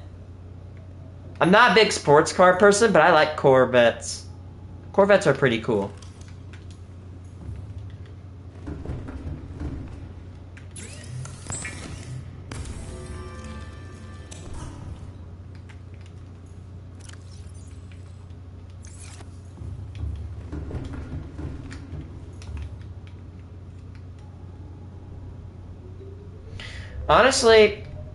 Honestly, if I had to have a dream car, it's TIV2.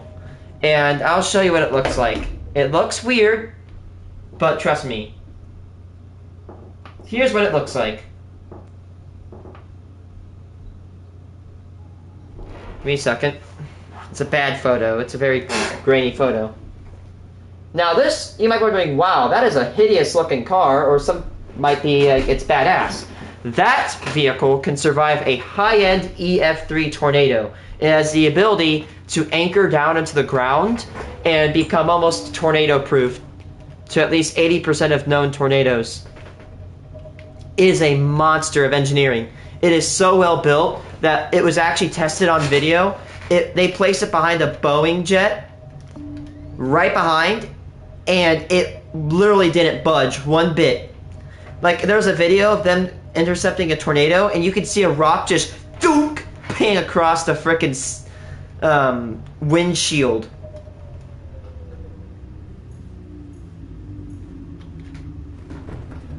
That thing looks blockier than a Cybertruck, but looks badass. This thing is amazing. TIV means Tornado Intercept Vehicle. 8 people. Thanks for watching. Again, road to 400. Trying to see if I can get enough subs for the road to 400. Ah!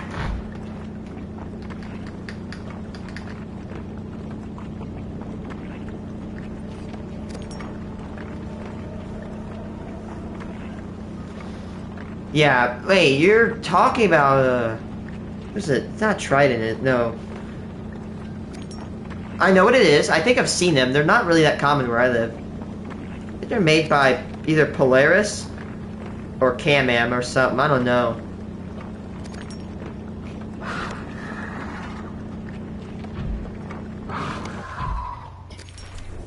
I'm about to get that propulsion cannon and start yeeting these things across the reef if these don't leave me the heck alone. What is their deal?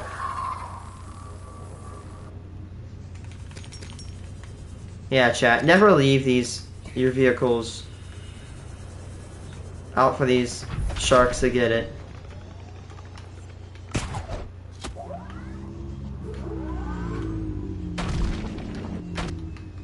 Get away.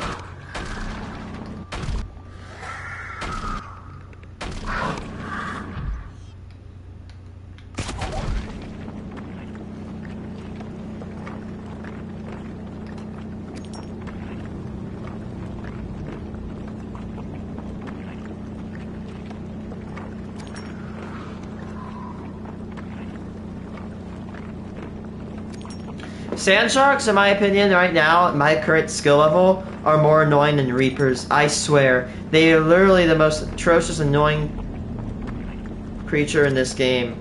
Because you just mind your own business. And they literally attack with not being provoked. No. I'm gonna defend myself. You guys are contemplating me to get... What do you think you're doing?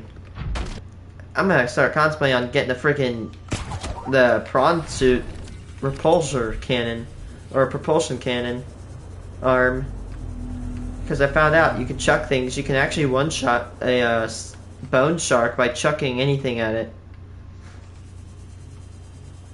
Quite funny, dare I say. Oh, there's a...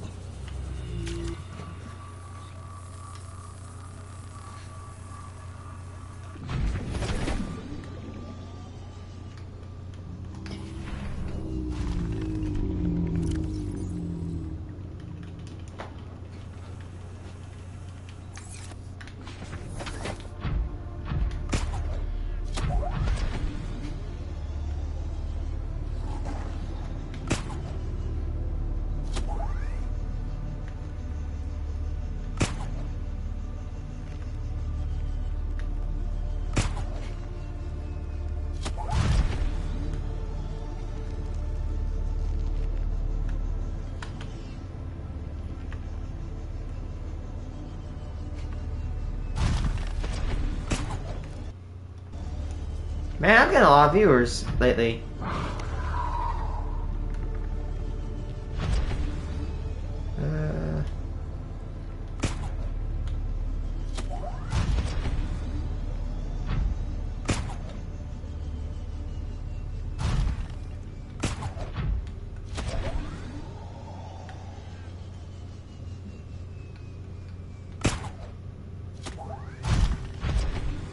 Yoink.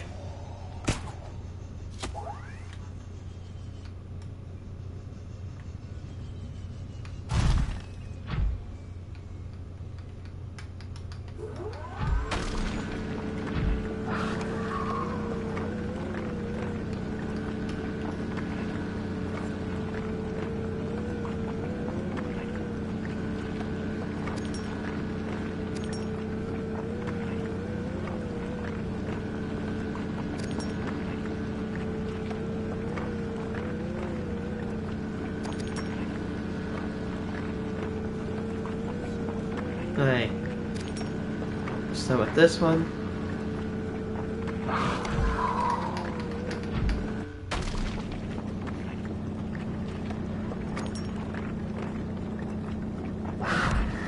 Oh my god!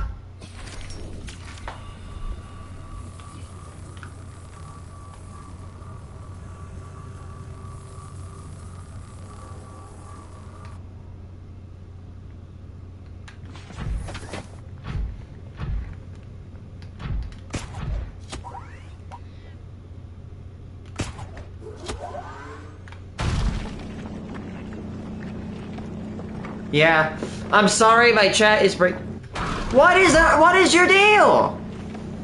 Oh my gosh. Yeah, tell me.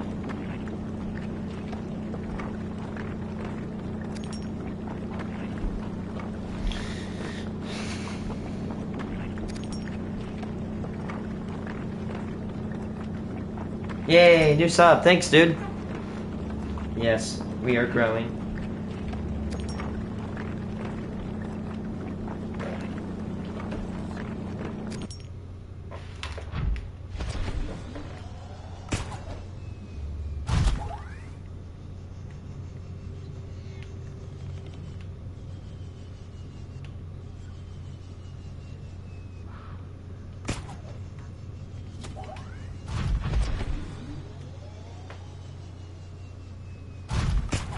Oh, I will. Hopefully if I get big. If YouTube's algorithm doesn't, you know, shoot me in the butt.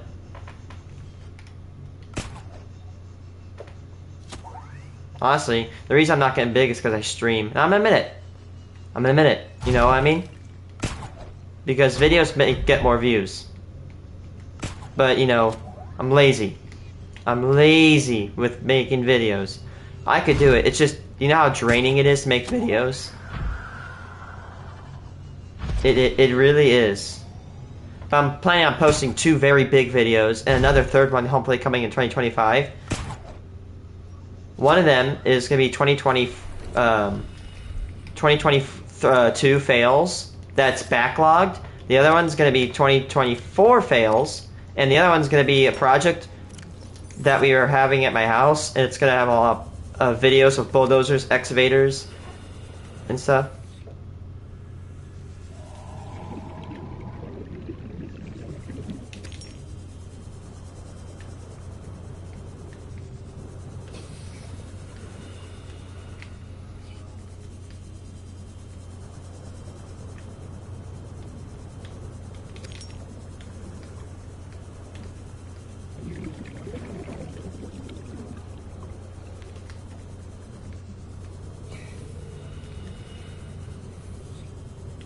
Welcome aboard, Captain. What's that? What's OBS? Like, I have video editor softwares on both my computer and my iPad. And my PlayStation. PlayStation comes built in with a video editor. Seek fluid intake immediately. I'm gonna hurry up.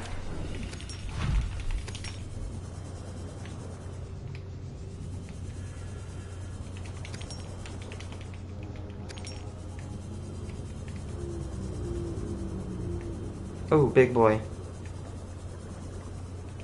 I ain't got no room for that though.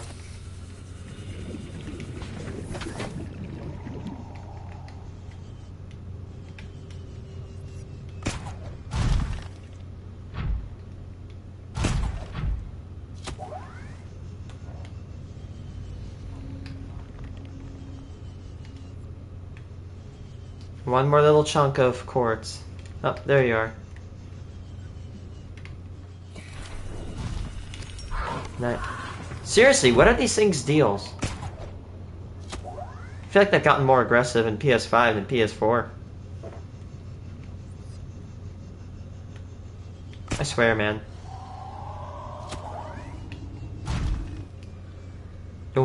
My dream is 1,000 subs. I don't care. I don't care if I'm making pennies on my content. I just want to make some sort of money. Even though it's a... Okay, I'll take a penny. That's all I really care about. Well, I should actually correct myself saying, the reason not only do I stream is to show the world what I can do. And not only to entertain people, but I actually use my streams to document data. So if I want to see... If you guys want to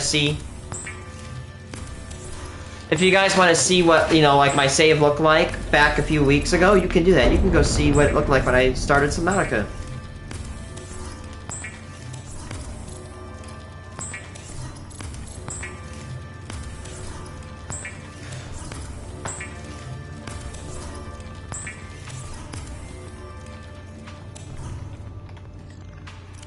Look at all that glass, guys.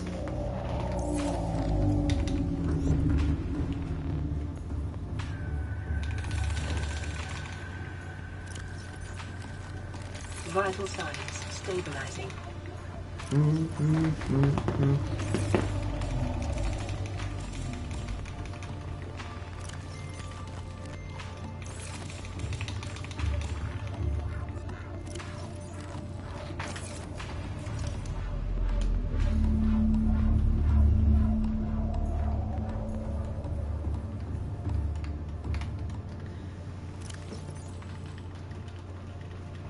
That's nice.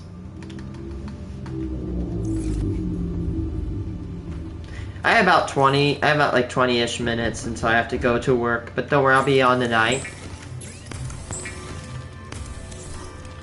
Tomorrow I might have to do some homework.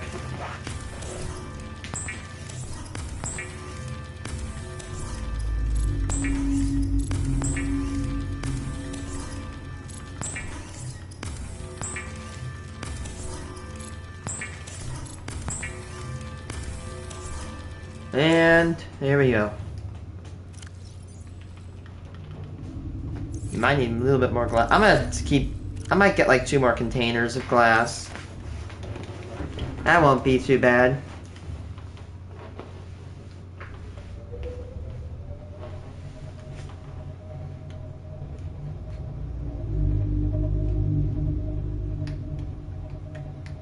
We're actually really close to the Aurora.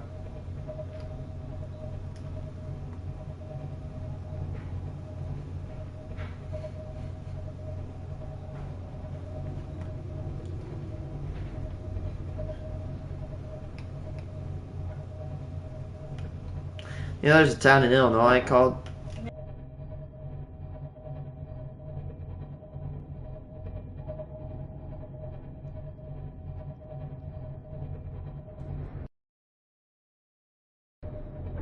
BRB.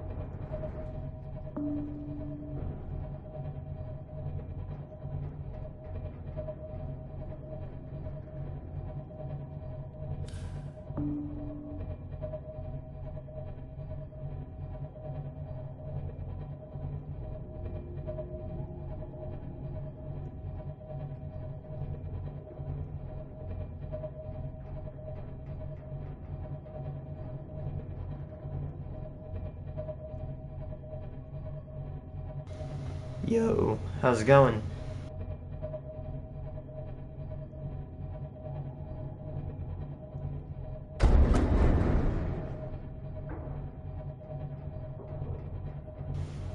Imagine it's BFG from Doom.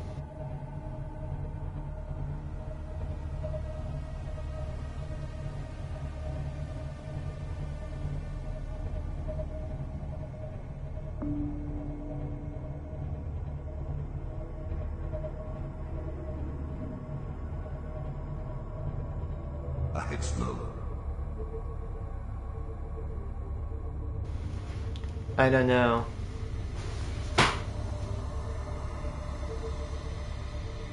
Ahead standard.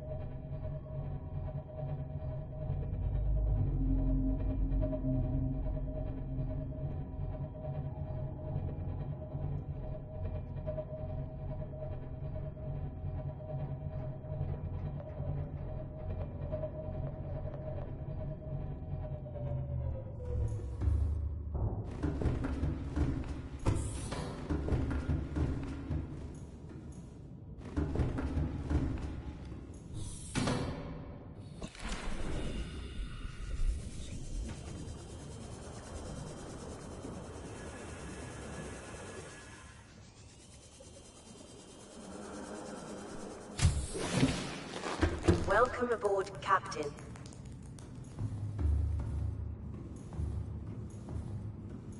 Haven't been to this place in a while now, have we?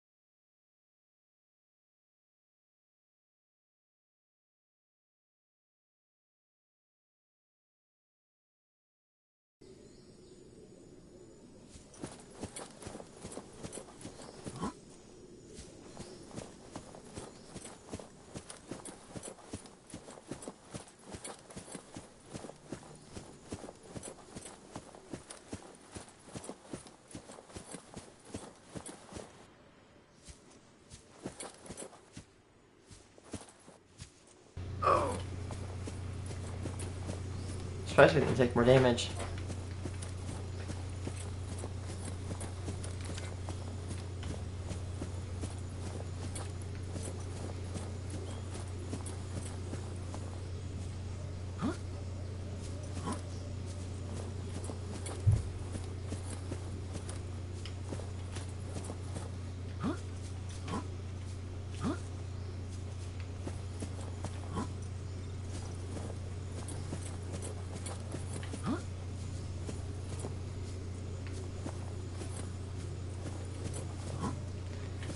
Okay, I haven't told anybody this, but I'm a little bit afraid I may have driven Marble Melon to the point of extinction from the game.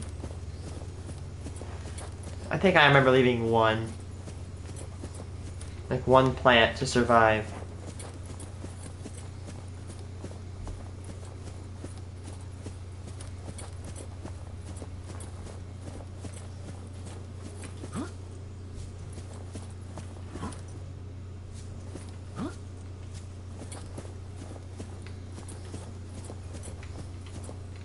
I just know there's a garden plot somewhere back here.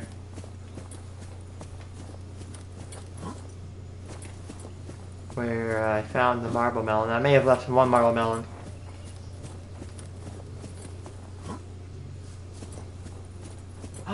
Yes, yes.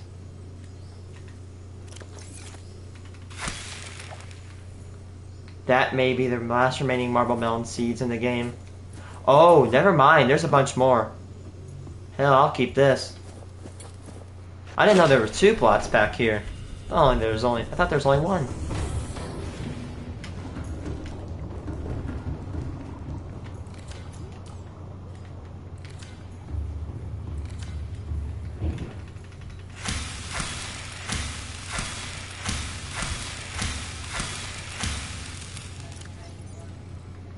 Yay, marble melons! Thank goodness, I know I didn't drive them completely to extinction in the game. I'm like, you know what? I feel like they're very close soon. There we go. We have a secured supply.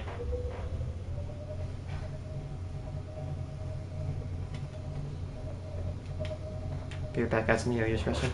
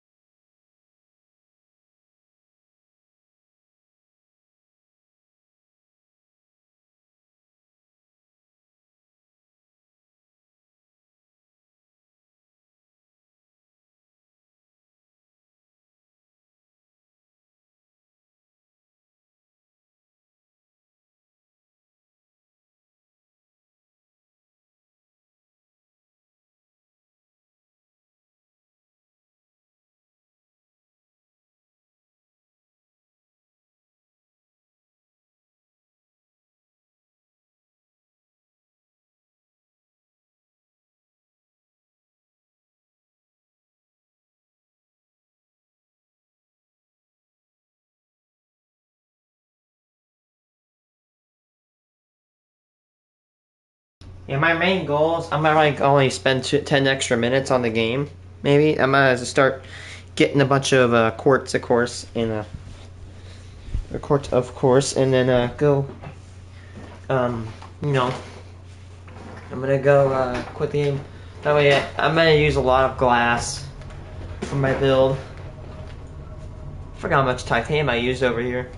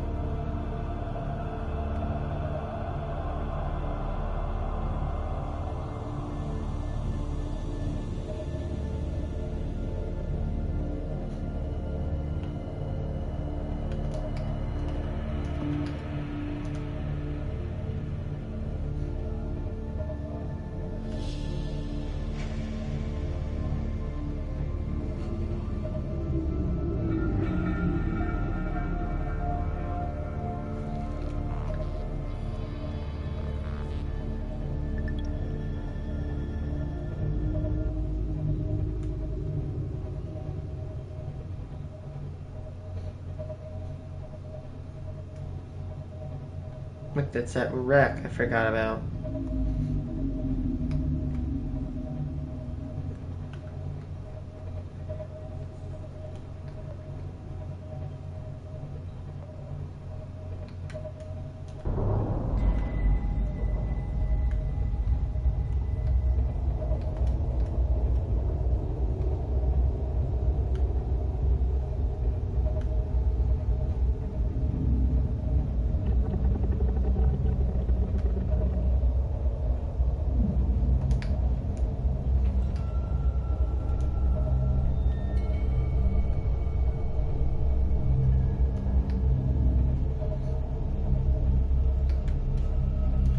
Yep, as I remember, this trench goes 500 meters deep, plus.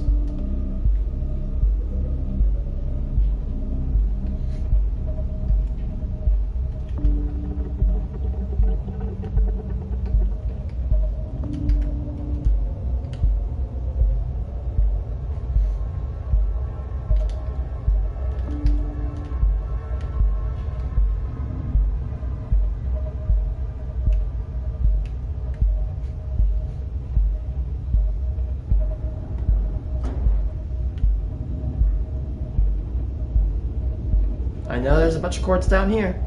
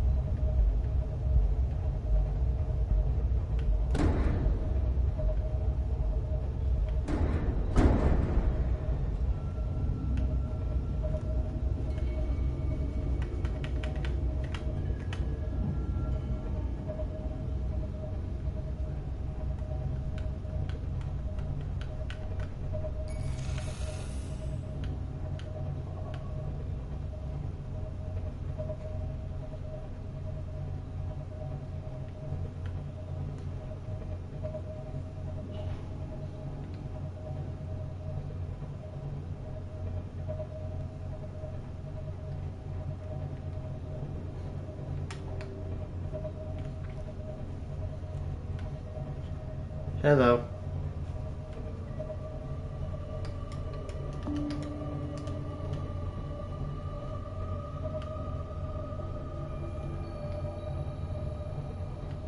Wait, didn't you already say that? Is chat glitching?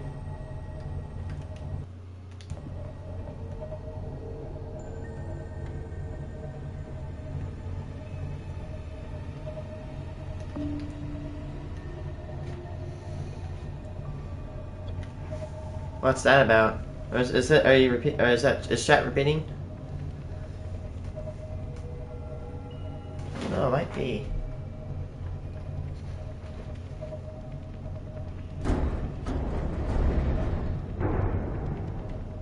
What's that for?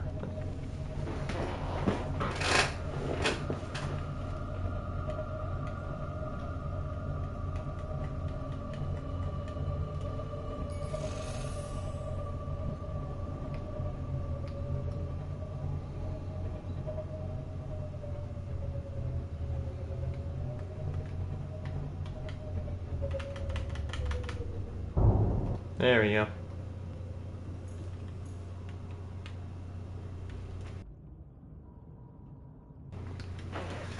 Probably about 12 minutes. Do I have to get off? Yep.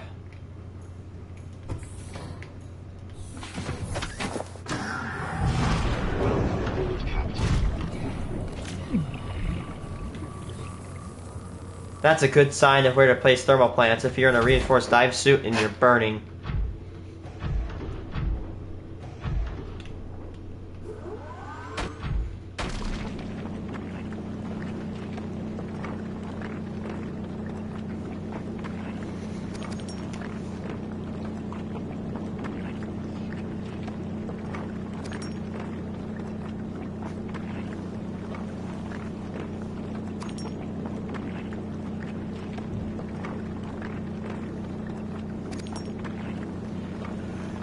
You know what would be a good idea? Get quartz and exit from the mountains, because of course the mountain is actually where the QEP is, where I'm actually staging my Cyclops.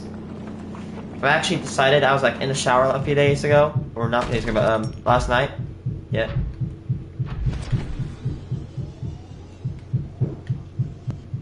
What if that's all about?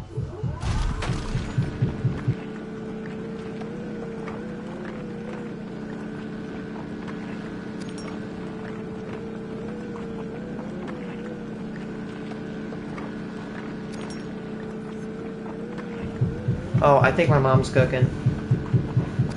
Not for me though. I'm gonna eat dinner at my work place. It's this thing that like grinds things, and you put like an onion in it, and you use your hand, you slam it, and you hit down. It's one of those like Pamper Chef things, if you know what I'm talking about.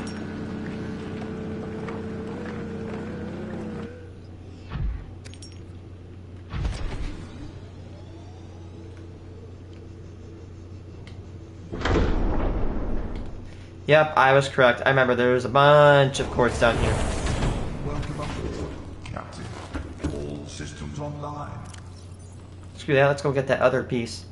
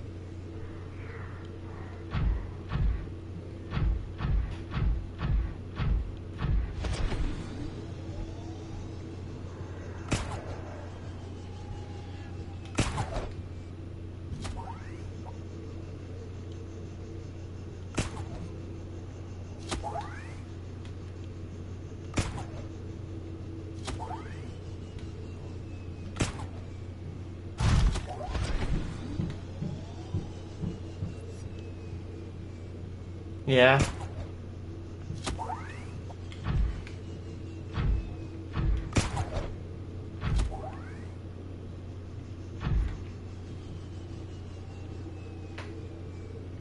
Ooh. Another one. Another one.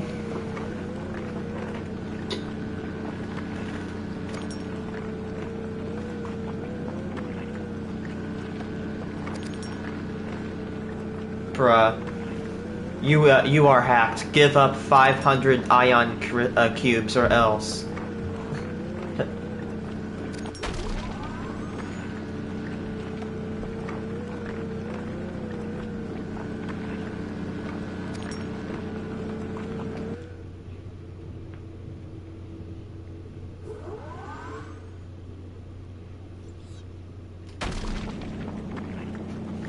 Pretty sure drills actually work on those.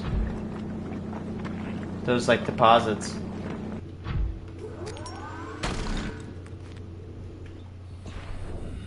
Fire crash or I'll blow your exosuit up.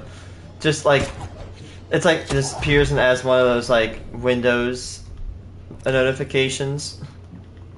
Ding! And that, I wouldn't be surprised if Altera did something like that.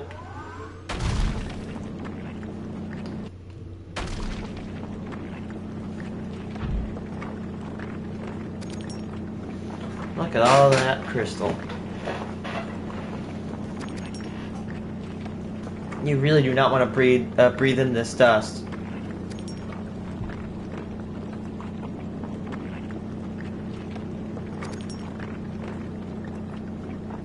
When you got 2 of these drill arms on, you can decimate these.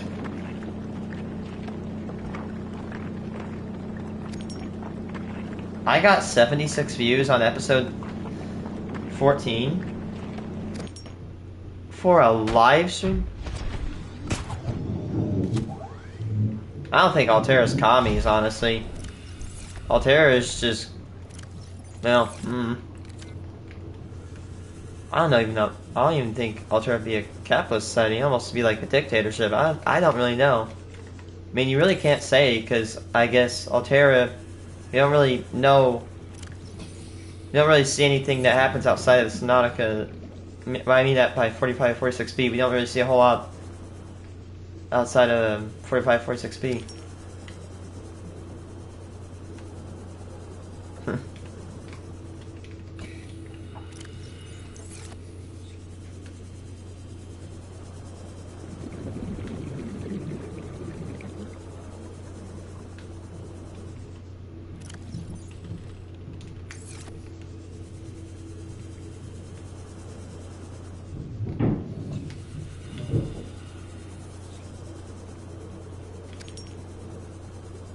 Uraninite, a lot of uraninite, quartz, and a lot of lead. This is a perfect area to go if you're getting materials to build nuclear power cells. If you want to get nuclear rods, this is a perfect place to get materials. I'm pretty sure this suits all the resources needed to build that.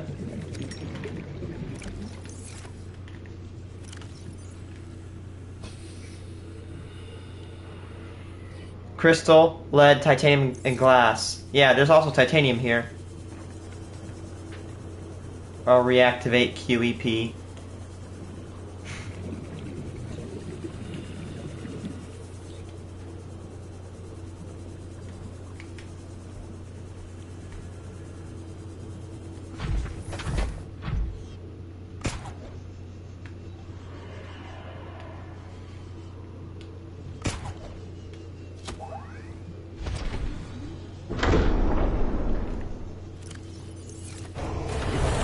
I mean, chat, look at this. Here's what really makes me irked about Altera.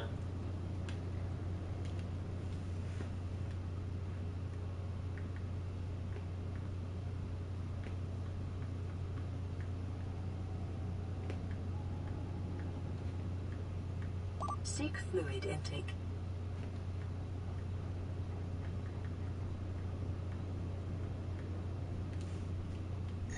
Scans in. Unknown language. Survivor, we see you. Man, I don't know. This is Sunbeam. You know Aurora. We're from a little transgov on the far side of Andromeda, and we have a saying there. There's no bad without the good. Listen. Remember the materials you gather are the property of the Altera Corporation. You will be liable to reimburse the full market price. Your current bill stands at 3 million credits. Actually, bruh. Let's just say, I hope that inflation is high, if you get where I'm going.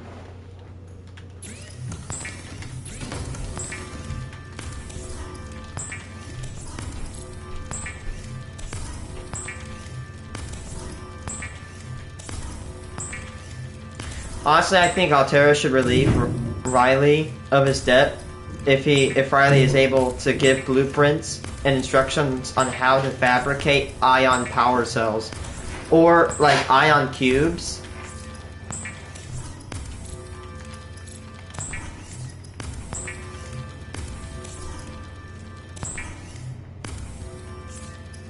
No kidding.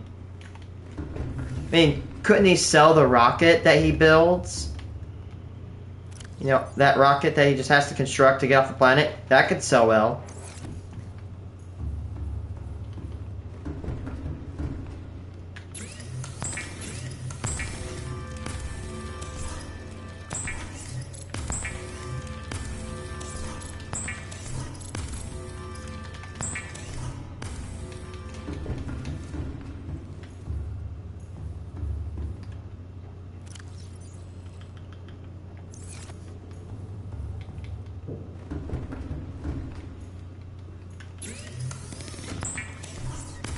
Yeah, and that can allow Altera to collect resources from 4546B.